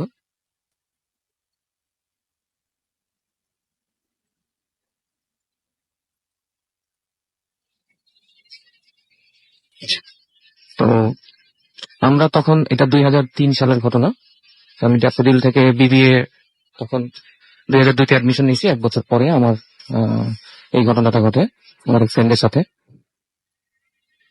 তো আমরা ঘটনায় চলে যাই। আমার ফ্রেন্ড 2003 সালে অ্যাডমিশন নেয় CSC ডিপার্টমেন্টে। তো তার বাড়ি ব্রাহ্মণবাড়িয়াতে। তো সে প্রথম আসার পরেই ঢাকাতে বাবর রোডে বাসাটা ভাড়া নেয়। তো বাসা ভাড়া নেওয়ার পর সে প্রথম দিন আমাদেরকে জানায় যে বাসা ভাড়া নিছে, তো আমরা যত বাসায় যাই। তো প্রথম দিন বাসায় স্বাভাবিক আমি আর আমার আরেক ফ্রেন্ড বাসায় গেছি। যাওয়ার পরে বিকেলে 5:30টার দিকে ওর বাসায় আমরা পৌঁছাই। হুম সারাদিন ক্লাস ছিল, হুম 4:30 পর্যন্ত আমাদের ক্লাস ছিল। ক্লাসের পরে আমি আর আমার আরেক ফ্রেন্ড ফিরোজ, আমরা দুজন একই সাথে ওর বাসায়। আচ্ছা তো বাসায় পৌঁছানোর পরই দেখি হিমেল উপর থেকে নিচে নেমে আসছে, বসে আচ্ছা আসছো, আমি একটু আমার কাজ আছে, আমি কাজ ছেড়ে আসতেছি, তোমরা চাবি না, উপরে যাও, রেস্ট করো।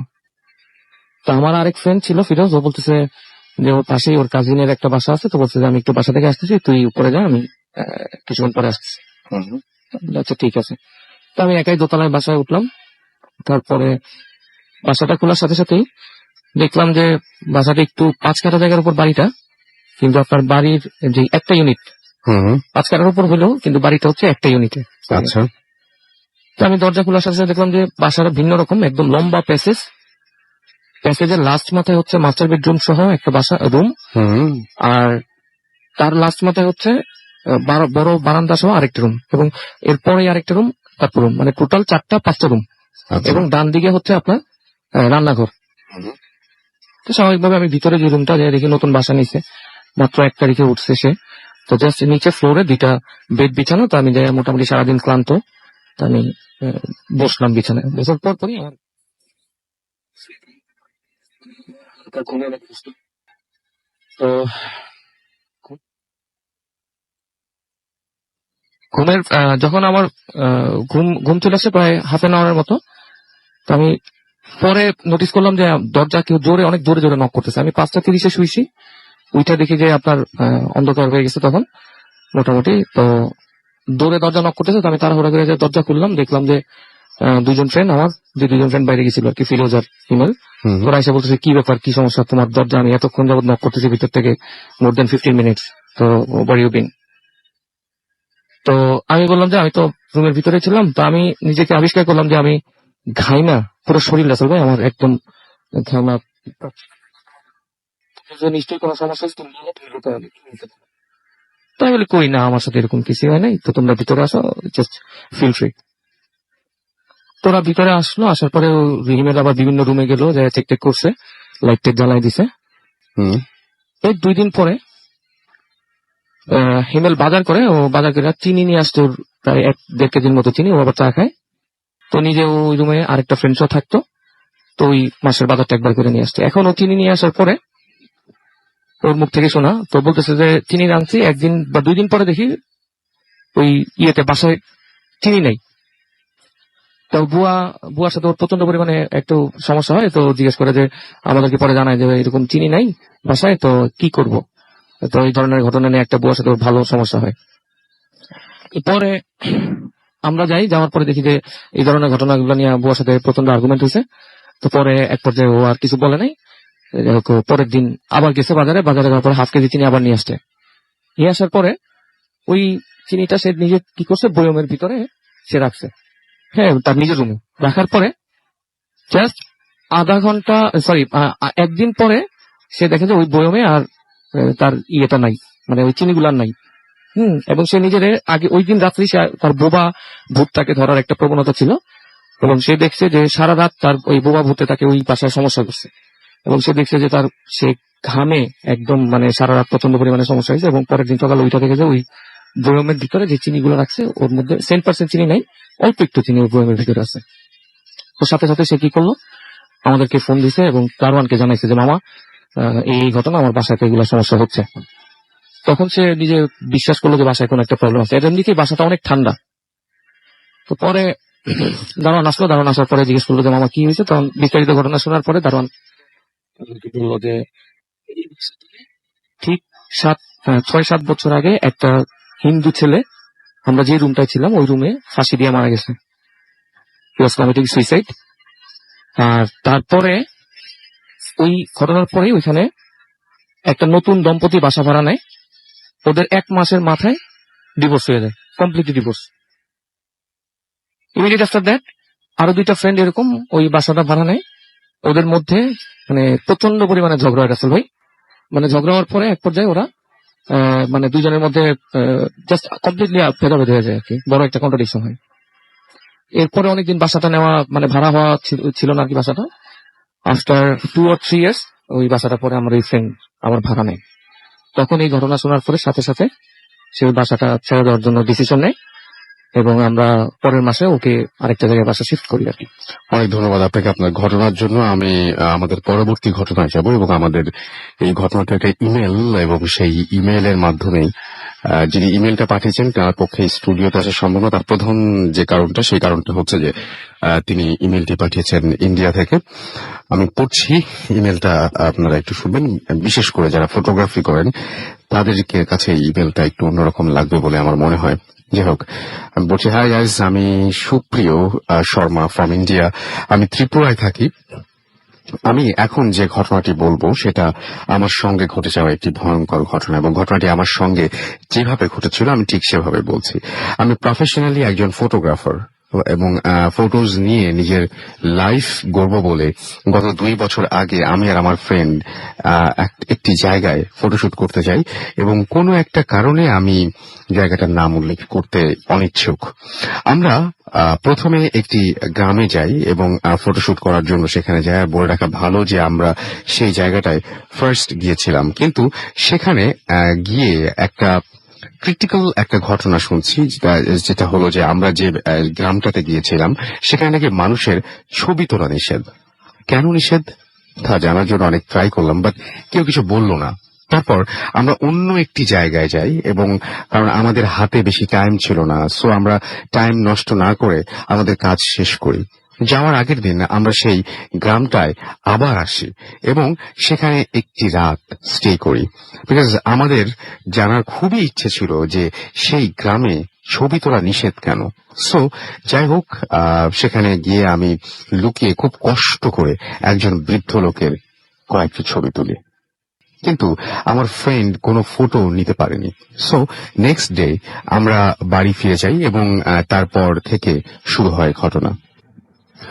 ঘরে আসার পর আমি সব ফটোজ পিসিতে ডাউনলোড করি এবং পিসিতে নেই এবং ট্রান্সফার করি, এবং বাট লক্ষ্য করার বিষয়টি ছিল এরকম, লক্ষ্য করার যে বিষয়টি সেটি ছিল এরকম যে আমি বিষয়টি ছিল এরকম যে বৃদ্ধ লোকের ছবি নিয়েছিলাম তা আমার ক্যামেরায় ছিল না। আমি সম্পূর্ণভাবে ব্ল্যাঙ্ক হয়ে গিয়েছিলাম, সেই ফটোগুলো কোথায় গেল। তারপর আমি আমার ফ্রেন্ডকে ফোন করেছিলাম এবং তাকে বললাম, ও পর্যন্ত বিশ্বাস করতে পারছিল না, বাট আমার মনে রেখে কি হবে তা ভেবে আমরা এটার মনে রেখে কি হবে ভেবে আমরা বিষয়টা এগিয়ে গেলাম।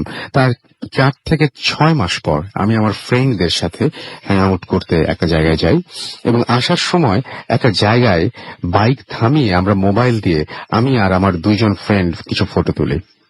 বাড়ি এসে ঘুমানোর আগে আমি সেই ছবিগুলো দেখছিলাম, বাট যা দেখছিলাম তা বলে বোঝানো যাবে না, দেখবো বলে কখনো আশা করিনি। আমি দেখলাম যে আমাদের ছবিতে, প্রত্যেকটা ছবিতেই সেই বৃদ্ধ মানুষটা আমার এক সাইডে দাঁড়িয়ে আছে। এটা দেখে আমি প্রচন্ড ভাবে ভয় পাই।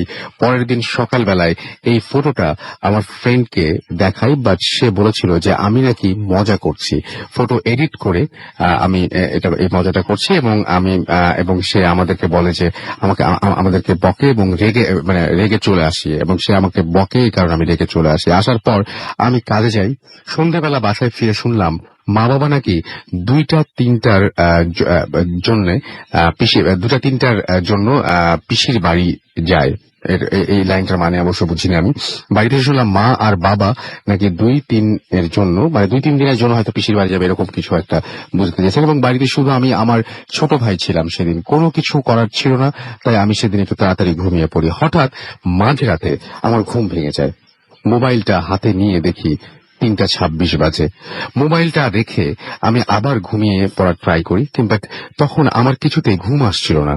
একটু পরে আমি ফিল করি কেউ একজন স্মোক করছে, কিন্তু অবাক করার ঘটনাটা হলো আমার বাড়ির কোনো মেম্বার স্মোক করতো না, আর সেদিন বাড়িতে আমি আর আমার ভাই ছাড়া কেউ ছিল না।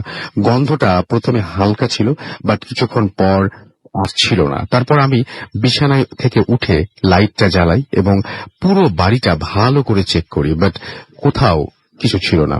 যাই হোক, আমি আবার শুয়ে পড়ি এবং সকালে উঠে কাজে চলে যাই। সেদিন কাজ শেষ করে বাড়ি ফিরতে লেট হয়ে গিয়েছিল, এবং আমি বাড়ি এসে ঠিক ঘরে ঢুকবো তেমনি আমার ছোট ভাই হঠাৎ চিৎকার করে ওঠে। আমি দরজায় নক করা মাত্র ও দৌড়ে আসে এবং দরজা খুলে সেন্সলেস হয়ে মাটিতে পড়ে যায়। তৎক্ষণাৎ আমি আমার মাকে ফোন করি এবং সকালে যখন ওর জ্ঞান ফেরে আমরা সবাই তার সামনে বসেছিলাম এবং আমার মা বলল যে কি হয়েছিল তোমার কালকে। ও যেভাবে বলল তা হলো এরকম যে সে নাকি কোনো একজন বৃদ্ধ মানুষকে দেখেছিল তার রুমে বসে স্মোক করতে, তাই ও ভয় পায়। তারপর মা কবিরাজ এনে যা যা করতে হয় তা করলো এবং তার কিছুদিন ভালোই ছিল। বাট এক রাতে স্বপ্ন দেখছিলাম যে সেই বৃদ্ধ মানুষটা আমাকে ডাকছিল বাথরুমের দিকে যাবার জন্য। আমি এত ভয়ঙ্কর স্বপ্ন কখনো দেখিনি। লাস্ট পর্যন্ত আমার ঘুম ভেঙে যায় এবং আমি বাথরুমে যাবার সাহস পর্যন্ত পাচ্ছিলাম না। বাট আমি তা সত্ত্বেও খুব কষ্ট করে যাই এবং তাড়াতাড়ি করে বাথরুমের লাইটটা জ্বালাই এবং বাথরুমে ঢোকার পরে যখন ঢোকা মাত্র আমি স্মোকের গন্ধ পাই এবং সেটা আবারও পেতে শুরু করি এবং আমি ভাবলাম খুব হয়েছে, আজকে যা হবার হোক, আমি আজকে দেখব। এই বলে আমি গন্ধটা ফলো করতে করতে বাথরুমের উইন্ডো পর্যন্ত আসি এবং উইন্ডো দিয়ে বাইরে দেখলাম এবং যা দেখলাম তা বললে গায়ের লোম শিউরে ওঠে এখনো আমার। আমি দেখলাম যে সেই বৃদ্ধ মানুষটা আমার বাড়ির বাউন্ডারির ওপরে বসে স্মোক করছিল এবং আমার দিকে এক দৃষ্টিতে সে তাকিয়ে আছে। তারপর আমার কিছু মনে নেই। পরে শুনতে পাই যে দুদিন পর সেন্স ফিরে আমার এবং আমি আবল তাবল অনেক কথা বলতে থাকি। মা এইসব দেখে বুঝে যান যে কি হয়েছে। তারপর আমাকে বিভিন্ন জায়গায় বিভিন্ন কবিরাজের কাছে নিয়ে যায় এবং আমাকে মোটামুটি সারিয়ে তোলে। আমার মনে আছে লাস্ট একটা পণ্ডিত আসে আমাকে, সে বলে যে তোমার সেদিন ফটো তোলাটা ঠিক হয়নি। আমি এই কথা শুনে হতভম্ব হয়ে গিয়েছিলাম এবং আমি বললাম যে কি করে জানলেন আপনি? উনি বললেন যে কেন আমি যেন সেই জায়গার নাম এবং সেই জায়গা সেটার কোনো স্মৃতি যেন আমার কাছে আমি করে না রাখি। এবং আমি এই কথা কয়েকদিন পর আমার ফ্রেন্ডকে জানাই। সে বলল যে সে নাকি কিছুদিন আগে ওই ভিলেজটাতে আবারও গিয়েছিল এবং একটা চেনা লোককে জিজ্ঞেস করে। ওই ব্যক্তি বলল যে এই গ্রামের মানুষজন বিশ্বাস করে যে তাদের ফটো নিলে মরার পর নাকি তাদের আত্মা এই ছবিতে থেকে যায়। আর এই ব্যাপারটা শুনে আমি ফুল শিওর হয়ে যাই যে এই বিষয়টা সত্যি। তাই আমি এই জায়গাটা তার নাম বলতে পারিনি এবং সেই জায়গাটা রিলেটেড সবকিছু মুছে ফেলি। ওখানে এইটা ছিল আমার ঘটনা এবং এটা ত্রিপুরার একটা ঘটনা এবং তিনি পড়তে বলেছেন। ত্রিপুরা থেকে যদি কেউ শুনে থাকেন আমাদেরকে বা ইন্ডিয়া থেকে যদি কেউ শুনে থাকেন এবং এই জায়গাটার ঠিকানা জানেন বা যে জায়গায় কথা বলছে, যে জায়গায় কোনো মানুষের ছবি তোলা যায় না, তার কারণ হচ্ছে ছবি তুললে সেই মানুষগুলো নাকি পরবর্তীতে ছবিটা থেকে যায়। যদি কেউ এটা জেনে থাকেন, এই জায়গার অ্যাড্রেস জানেন, তাহলে অবশ্যই আমাদের জানাবেন। হতে পারে এরকম যে আমরা সেখান থেকে হয়তো ভূত এফএম করতে পারি বা সেই জায়গার কাউকে ইনভাইট করতে পারি স্টুডিওতে, তারা সরাসরি হয়তো আমাদের সাথে এখানে এসে তাদের ঘটনা শেয়ার করতে পারেন। চলে যাবেন একটা ছোট্ট বিরতির পরে আবারও ফিরে আসবো। সেই পর্যন্ত আমাদের সাথে থাকবেন, কোথাও যাবেন না। স্টে টিউনড টু রেডিও ফুর্তি এন্ড ডোন্ট স্টপ দ্য ফুর্তি। Comes alive with grinding force.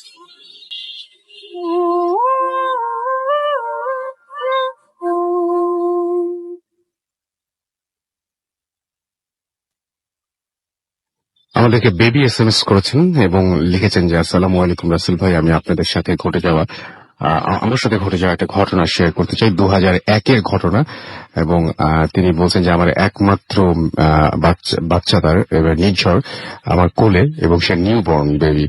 আপনি যদি আপনার ঘটনা শেয়ার করতে চান আমাদেরকে প্লিজ সেটা ইমেল করে দিন। আমাদের ইমেল অ্যাড্রেস হচ্ছে bhutfm@radiofurti.fm which is bhwtfm@radiofurti.fm। Lira আমাদের এসএমএস করে লিখেছেন যে ফটোগ্রাফির যে ঘটনাটা সেটা ইন্টারেস্টিং। আমাদেরকে এছাড়াও রাসেল লিখেছে এক বনানী থেকে যে তার কাছে ভালো লাগছে। বৃষ্টি আমাদের এসএমএস করেছেন, ভাই কেমন আছেন? আমি বেশ অনেকদিন ধরে একটা রহস্যময় গন্ধ পাই এবং কেমন গন্ধ ঠিক বলে বোঝাতে পারবো না। আপনি সরাসরি আমাদের ঘটনাটি লিখে পাঠিয়ে দিন এবং আপনি কোথা থেকে আমরা জানি না, বাট যদি আপনি ঢাকার হয়ে থাকেন তাহলে আশা করব যে আপনি নিজেই আমাদের এখানে এসে ঘটনাটি শেয়ার করবেন। পারিসা আমাদের এসএমএস করেছেন আজকে ভূত এফএম তার কাছে বেশি ভয় লাগছে। পুনম আমাদেরকে বলছেন যে আমাদের এখানে এসএমএস করেছেন এবং আমাদেরকে এখানে এসএমএস করেছেন দেখতে পাচ্ছি লিজন খান এবং এটা তার প্রথম এসএমএস। এছাড়া আমাদের রীতি জামিল সিলেট থেকে এসএমএস করেছেন এবং ফেসবুকে কমেন্ট করছি বাট পাই না, কারণ ওখানে অনেকগুলো ফলস পেজ না। রেডিও ফুলফির পেজটা তো ভেরিফাইড, আপনারা সবাই জানেন। আর আপনাকে যে অ্যাড্রেসটা দিচ্ছি সেই অ্যাড্রেসটা অনুযায়ী গেলে আপনার ফলস পেজ পাওয়ার কোনো কারণ নেই, কারণ আমি লিঙ্কটা আপনাকে বলে দিচ্ছি, যেটা হচ্ছে www.facebook.com/ radio.ফুর্তি এবং www.facebook.com/bhutfm.russell।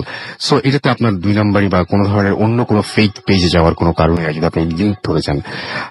আমাদেরকে ফয়সাল SMS করেছেন ভেড়ামারা কুষ্টিয়া থেকে, এবং আজকে বৃষ্টি হচ্ছে সেটা তিনি জানিয়েছেন, এবং বৃষ্টির মধ্যে আজকের ঘটনাগুলো কেমন লাগছে সেগুলো আমাদের জানান।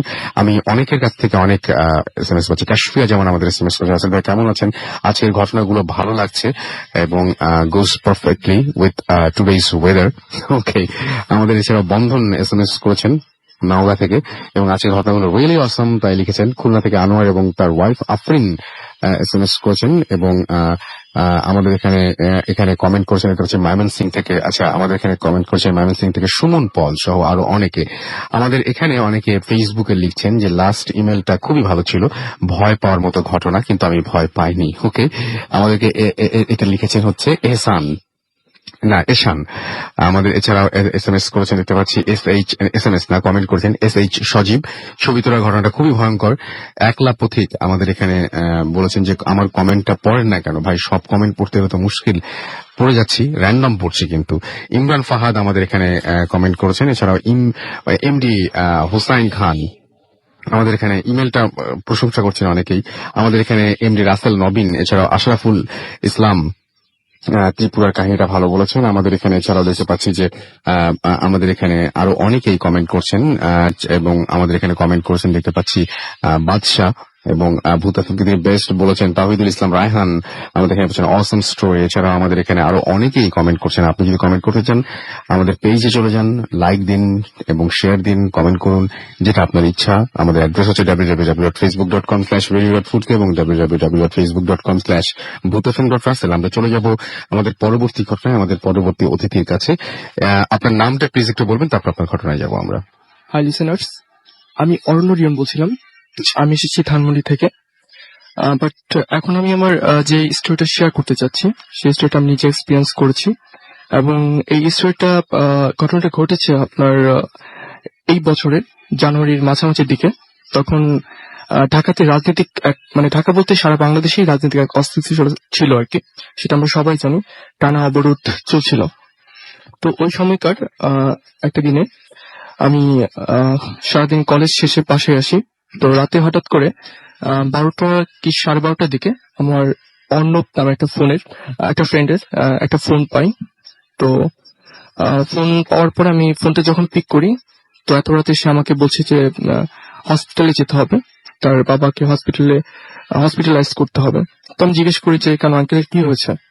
তারপরে অর্ণব বলছিল যে তার বাবা হঠাৎ করে হার্ট স্ট্রোক করেছে, তো তাকে স্কয়ার হসপিটাল আমাকে যেতে বলে, যে ওইখানে হসপিটালাইজ করা হবে। এবং একটা জিনিস বলতে চাই যে আমরা কোনো জায়গার নাম কোনো কিছু আমরা এগুলো না বললে বেটার। আচ্ছা, আমরা মূল ঘটনাটা বলি, তাহলে সবচেয়ে ভালো হয়। আচ্ছা, তো ওই হসপিটালটাতে মানে তার বড় বোন 2 দিন আগে অ্যাডমিট করা হয়েছিল আর কি, তার বড় বোনকে। তো তার বড় বোন তখনও ছিল আর কি, এটা ডেলিভারির জন্য আর কি, প্রেগনেন্ট ছিল। তো তারপরে আমি আসলে তখন বাসাতে কাউকে বললে হয়তো আমাকে যেতে দিবে না, কারণ যেহেতু একটু সমস্যা ছিল আর কি, অবরোধ চলছিল। তো আমি কাউকে কিছু না বলে একাই রওনা হয়ে যাই, এবং হ্যান্ড লক করে, ওপাশ থেকে লক করে আমি চলে যাই। যাওয়ার পর আমি মানে তখন দেখি যে রোডে আর কি মানে খুব মানে একটা সাইলেন্ট ছিল আর কি, মানে রোডটা একদম ফাঁকা ছিল, এবং ওই রোডটা এবং দু একটা পুলিশের এবং বিজিবির গাড়ি টহল ছিল আর কি। তারপর আমি রিক্সা নিয়ে চলে যাই হসপিটালে যাওয়ার পরে আমি দেখলাম যে আঙ্কেল এসছেন, এবং তিনি সেন্সলেস অবস্থায় ছিলেন সেখানে। তো তারপরে তাকে একটা রুমে নিয়ে যাওয়া হয় এবং ট্রিটমেন্ট শুরু হয়ে যায়। আমার অনেক কাজ করতে হয় ওই সময়টাতে, একটু দৌড়াদৌড়ির মধ্যে ছিলাম। তো মোটামুটি সবকিছু কমপ্লিট করে যখন রাত 2টা বাজে আমি ব্যাক করবো, যেহেতু আমি পাশে কাউকে বলে আসিনি, তো আমাকে ব্যাক করতে হবে। তো ওই সময় আমি অনেক ফ্রেন্ডকে দেখি আর কি, আমার অনেক ফ্রেন্ডও সেখানে ছিল, সৈকত ছিল, জাহিদ ছিল। তো ওদেরকে আমি রেখে আসি, যেহেতু অর্ণব একা ছিল আর কি। তো অর্ণবের কাছে ওদেরকে রেখে আমি একাই বাসার দিকে রওনা হয়ে যাই। তো আমি যখন হসপিটাল থেকে বের হয়ে যাই, তো সেই সময়টাতে আমি দেখলাম যে রোডটা একদমই ফাঁকা ছিল, এবং কোনো রিক্সা বা বাসায় যাওয়ার মতো কোনো যানবাহন রোডে কিন্তু ছিল না। এবং আমি দেখছিলাম যে মানে রোডটা একদম শান্ত ছিল, এবং দু একটা পুলিশ এবং আপনি আগেও বলেছেন সেটা। পরে কি হলো? তো তারপরে আমি যখন ধানমন্ডি মানে 32 নম্বর, যেটা সবাই চেনে ধানমন্ডি যারা শুনছে, তো ধানমন্ডি 32 নম্বর বঙ্গবন্ধুর যে মিউজিয়ামটা রয়েছে সেই মিউজিয়ামটার পাশে দিয়ে আমি হেঁটে যাচ্ছিলাম। তো হেঁটে যাচ্ছিলাম, যাওয়ার সময় আমি তার পাশেই যে ব্রিজটা আছে আর কি, সবাই জানে যেটা 32 নম্বর ব্রিজ বলে সবাই চিনবে। তো 32 নম্বর ব্রিজে যখন আমি আসি হাঁটতে হাঁটতে, একাই ছিলাম, তো তখন দেখি যে ব্রিজের যে ডিভাইডার মানে মাঝখানে যে যেটাকে রোড ডিভাইড করে দিয়েছে, সেই ডিভাইডার তার মাঝখানে আমি একটা ছোট্ট বেবিকে দেখতে পাই। সেটা ছিল মানে সদ্যজাত একটা বেবি, মানে এখনই জন্ম হয়েছে এরকম আর কি, কেউ ফেলে রেখে গেছে এরকম। তো বেবিটা সাদা কাপড়ে মোড়ানো ছিল এবং খুব ফুটফুটে ছিল, সাদা ফর্সা ছিল আর কি, এবং সে বেবিটা কাঁদছিল। তো আমি মানে বিষয়টা দেখে খুবই বিভ্রান্ত হয়েছে এবং খুব নেগেটিভলি চিন্তা করি জিনিসটা, এবং কিছু খুব ভয়ই লাগে। তারপর আমি খুব দ্রুত হাঁটা শুরু করি, যেহেতু রোডের অবস্থা খুবই বাজে ছিল। দ্রুত হাঁটতে শুরু করি এবং যখন আমি আবাহনী খেলার মাঠটা মানে যেটা স্টেডিয়াম বলে ওইখানে যখন আসি, তো আবাহনী খেলার মাঠটার পাশে দিয়ে যখন হেঁটে যাচ্ছিলাম, আর কিছুটা 2 বা 3 মিনিট পরে আমার বাসা বের হয়ে যাবে। তো ওইখানে আসার সময় তো আমি দেখছিলাম যে সাদা কাপড় পরা একটা লোক আমার দিকে এগিয়ে আসছে। তো মানে আমি খুব ভয় পেয়ে যাই এবং খুব দ্রুত হাঁটতে শুরু করি। তো সেই লোকটা যখন আমার সামনে আসে তখন সে আমাকে ইশারা দিয়ে আমাকে দাঁড়াতে বলে এবং আমাকে ইঙ্গিত করে, আমাকে নাম ধরে সে ডাকে নাই। সো ইঙ্গিত করার পর আমি যখন দাঁড়াই তখন মানে লোকটার চেহারাটা বর্ণনা দিই। তো লোকটা ছিল অনেক লম্বা চওড়া দেহ ছিল তার, এবং সারা গায়ে ছোপ ছোপ দাগ ছিল, মানে ঘায়ের মতো একটা অবস্থা ছিল তার, এবং তার মুখে মানে গোটা গোটা ছিল এবং খুব কালো ছিল, বিভৎস একটা চেহারা ছিল। মানে আমি খুব ভয় পেয়ে যাই এবং সেই লোকটা আমাকে বলছিল যে তুমি রোডে আসার সময় যে বেবিটাকে তুমি ফেলে এসেছো সেটা তোমাকে তোমার সাথে নেওয়া উচিত ছিল। আমি তখন মানে খুব অবাক হয়ে যাই যে সেই লোকটা কিভাবে এই বিষয়টা জানলো, যে যদিও আমি সেটা অনেক আগে ক্রস করে এসেছি, মেবি 6 থেকে 7 মিনিট আগে সেটাকে ক্রস করে এসেছি, বাট সে এখন সেই কথাটা কিভাবে জানলো। তো খুব ভয় পেয়ে যায় এবং বিষয়টা খুব অবাক করার মতো ছিল আমার কাছে। তারপরে আমি বলি যে যেহেতু আমি একটা ছেলে মানুষ, বাট এতটা রাতে আমি একা যাচ্ছি, তো প্লিজ আমাকে ছাড়েন, আমাকে যেতে হবে। বাট একটা ছেলে হয়ে আমি কিভাবে এই কাজটা করতে পারি, কারণ রোডের অবস্থা খুব খারাপ, মানে কিছুক্ষণ পর পর বিজিবি চলছিল। তো তারপরে আমি ওনাকে খুব কষ্ট করে যখন ক্রস করতে যাব তখন সে আমাকে বলছিল যে আমার জন্য খুব দুঃসংবাদ অপেক্ষা করছে এবং এটাকে আমার মেনে নিতে হবে। তো আমি মানে খুব ভয় পেয়ে যাই এবং খুব দ্রুত মানে বাসায় চলে আসি, দৌড়ে চলে আসি। বাসায় এসে দেখি যে বাসায় সিকিউরিটি গেট লক করে দিয়েছে, তাকে ডেকে ওঠাতে হয়, অনেক কষ্টে তাকে ডেকে উঠে ঘুম থেকে। তো বাসায় যখন আসি তখন আমার 102 ডিগ্রি জ্বর ছিল, মানে জ্বর চলে আসে, বিষয়টা এতটাই মানে ভয়ের ছিল আমার কাছে। তো তারপরে কিছুক্ষণ পর আমার যে ফ্রেন্ডরা ছিল এখানে হসপিটালে, সৈকত আমাকে ফোন করে। তো ফোন করে আমাকে বলছিল যে একটা ব্যাড নিউজ। পরে আমি বলছিলাম যে কি হয়েছে। তো সৈকত আমাকে বলছিল যে আঙ্কেল আর বেঁচে নেই, মানে অর্ণবের বাবা মারা গিয়েছে আর কি। তো সেটা ছিল আমার জন্য একটা ব্যাড নিউজ। আর একটা গুড নিউজ ছিল, সেটা হচ্ছে যে অর্ণবের যে বোন ওই হসপিটালে অ্যাডমিট ছিল, যার ডেলিভারি হওয়ার কথা ছিল, তার ফুটফুটে একটি ছেলে সন্তান হয়েছে। তো বিষয়টা আমার কাছে মানে খুবই একটু অদ্ভুত মনে হয়েছিল যে আমাদের দুঃসংবাদ ছিল একটি এবং সেই সাথে একটি ভালো সংবাদ ছিল। তো পরদিন আমি আবার হসপিটালে যাই। সেদিনটা ছিল মানে পুরো একটা কান্নার একটা অবস্থা ছিল এবং সেই সাথে একটা ভালো লাগার অবস্থা ছিল, যেহেতু তার বোনের একটা নিউ বেবি হয়েছে। তো তারপরে আমি বিষয়টা একটু খেয়াল করে দেখলাম যে বেবিটাকে আমি দেখেছিলাম, যার চেহারাটা ছিল অনেক ফর্সা, ধবধবে ছিল, এবং সেই নবজাত শিশুটির মতোই আমি তাকে আমার কাছে কেন যে মনে হয়েছিল যে মেবি সেই বেবিটাই কি এটা। সেই অ্যান্সারটা আমি এখনো খুঁজে পাইনি। যারা লিসনার্সরা শুনছেন তারা চিন্তা করবেন, তারা ভাববেন যে বিষয়টা আসলে যেটা আমার সাথে হয়েছে সেটা কি সত্যি আমার হ্যালুসিনেশন ছিল। ওকে, থ্যাঙ্কস, আপনাকে অনেক ধন্যবাদ আপনার ঘটনার জন্য। আমরা আমাদের পরবর্তী ঘটনায় যাব এবং আমি দেখতে পাচ্ছি যে অনেকে আমাদের এসএমএস করছেন এবং অনেকে আমাদের অনেক কিছু জানাচ্ছেন এসএমএস করে। সো আমি কিছু এসএমএস পড়ে ফেলি। আমাদেরকে রায়হান ভুদাফান রায়হান এসএমএস করেছেন এবং রায়হানের এসএমএস উত্তরটা আমি এখন দিতে পারছি না, আমি সরি ফর দ্যাট। আমাদেরকে পালক এসএমএস করেছেন ঢাকা থেকে, পালক এসএমএস করেছেন ফকিরাপুল থেকে এবং তিনি ফার্স্ট এই এসএমএসটি আমাদের পাঠিয়েছেন। শামীম আমাদের এসএমএস করেছেন, রাতুল আমাদের ময়মনসিংহ থেকে এসএমএস করেছেন, শুভ আমাদের এসএমএস করেছেন রুমি খুলনা থেকে এবং এসএমএস করেছেন আমাদেরকে দেখতে পাচ্ছি জয় এছাড়া আমাদের এখানে এমডি জুয়েল খান এসএমএস করেছেন আমাদের রায়হান, এসএমএস করেছেন আমাদেরকে কমল। এছাড়াও এশা ঢাকা থেকে আমাদের এসএমএস করেছেন, তিনি আমাদের একটা স্টোরি শেয়ার করতে চান এবং but I can share it. আচ্ছা আচ্ছা, ইমেইলের থ্রু ইমেল। আচ্ছা কেন ভাই, সমস্যাটা কি? এবং তিনি বলছেন যে তিনি এসে শেয়ার করতে পারবেন। আপনি একটা কাজ করতে পারেন, আপনি রেকর্ড করে অডিও ক্লিপটি পাঠিয়ে দিতে পারেন আমাদের কাছে। আরমান খান আমাদের এসএমএস করেছেন সিলেট থেকে। এছাড়াও আমাদের এখানে আশিয়া এসএমএস করেছেন আমাদের এখানে তাহসিন। এছাড়াও আমাদের এখানে ইহাম সহ আরো অনেকে এসএমএস করেছেন। আমি যেটা করতে পারি এখন সেটা যে আমরা একটা বিরতি নিয়ে একদম শেষ করে আসি না, বিরতিটা নিয়ে ফেলি, তারপরে একদম টানা শেষ করা যাবে পরের ঘটনাগুলো নিয়ে। সো আগের বিরতিটা কিন্তু একটু লেটে দিয়েছিলাম, সুতরাং এটা তাড়াতাড়ি দেওয়া হলো।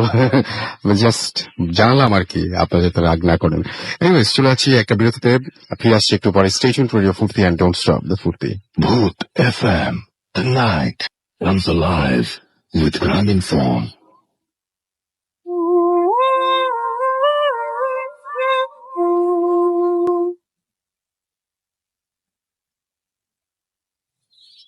Welcome back. শুনছেন সবসময় রেডিও ফুর্তি, চলছে ভূত এফএম। আমি রাসেল আছি সাথে, আমার সাথে রয়েছে মাসুম এবং আজকের অতিথিরা। আমাদের চটপট দুটো ঘটনা আছে, দুটো ঘটনা আমরা শেষ করে ফেলি। প্রথম ঘটনাটা আমি পড়ছি, ইমেইলের একটা ঘটনা। আসসালামু আলাইকুম রাসেল ভাই, আমি লিমা ধামরাই থেকে বলছি। রাসেল ভাই, এটা আমার পাঠানো দ্বিতীয় ঘটনা। আগেরটা অবশ্য সিলেক্ট করেননি, আশা করছি এই ঘটনাটি আপনার ভালো লাগবে। একটা ঘটনা যাওয়ার আগে আমি বললেই যে আপনি এখন এই ঘর যে ঘরে বসে শুনছেন বা যেখানেই বসে শুনছেন, আপনি যদি গাড়িতে বসে শুনেন, সেটা যদি হঠাৎ করে আবিষ্কার করেন একটা ছোট বাচ্চা আপনার সাথে রয়েছে, বা সেই ছোট বাচ্চাটা আপনার সাথেই থাকে এবং রেগুলার আপনি তাকে দেখেন, এবং সেই ছোট বাচ্চাটা কোনোভাবে আপনার কাছ থেকে দূরে যাচ্ছে না, কেমন লাগবে? আপনারা অনেকেই মাছ মারার ঘটনা পছন্দ করেন, আপনারা অনেকে এই টাইপের স্টোরি পছন্দ করেন। তো দেখেন, এই ঘটনাটা খুব ছোট, বাট কেমন লাগে আপনাদের কাছে, আপনাদের মতামত জানার জন্যই মূলত এই ঘটনাটা পড়া। এই ঘটনাটা হচ্ছে এটা আমার চাচার সাথে ঘটে যাওয়া ঘটনা। প্রায় 9 বছর আগের ঘটনা। চাচা বরাবরই মাছ ধরতে খুব ভালোবাসতেন। একরকম নেশা ছিল মাছ ধরার, কিন্তু সেদিনের ঘটনার পর তার এই নেশাটা পুরোপুরি চলে যায়। একদিন তিনি মাছ ধরার জন্য একটা খালে যান নৌকা নিয়ে। তিনি মাছ ধরতে সবসময় একাই যেতেন, সেদিনও যথারীতি একাই গেলেন। চাচা মূলত রাতে মাছ ধরতেন বেশি, তো সেদিন চাচা মাছ ধরছেন। সেদিন অন্য দিনের তুলনায় একটু বেশি মাছ উঠছিল জালে, তাই চাচা মনের আনন্দে মাছ ধরছিলেন। কখন যে রাত বেড়ে গেছে তার কোনো খেয়ালই নেই। চাচা একটু পরে খুবই ক্লান্ত হয়ে গেলেন এবং বিশ্রাম নেওয়ার জন্য তিনি নৌকায় বসলেন। হঠাৎ ঘুমিয়ে পড়লেন। রাত তখন প্রায় 1টা বাজে। তার হঠাৎ ঘুম ভেঙে গেল এবং তিনি জেগে যা দেখলেন তা কেউ দেখতে চাইবেন না। এবং তিনি দেখেন যে তার বুকের উপর একটা বাচ্চা শুয়ে আছে এবং ওনাকে চেপে ধরে আছে। চাচা এটা দেখে খুবই অবাক হলেন এবং প্রথমত চাচা নৌকায় ছিলেন, এখানে কোনো বাচ্চা আসা অসম্ভব। আর ওই বাচ্চাটাকে ছাড়ানোর জন্য তিনি শরীরে হাত দিলেন যখন, তখন চাচা নিজেকে ঠিক রাখতে পারলেন না, কারণ বাচ্চাটা সাধারণ কোনো বাচ্চা না। ওই বাচ্চাটার শরীরে কোনো হাড় ছিল না, শুধু মাংস আর চামড়া। এটা দেখে চাচা একবার একটা চিৎকার দিয়ে ওঠেন, কিন্তু ওখানে চাচা চিৎকার শোনার মতো কেউ ছিল না। চাচা এই অবস্থায় কি করবেন বুঝতে পারছিলেন না।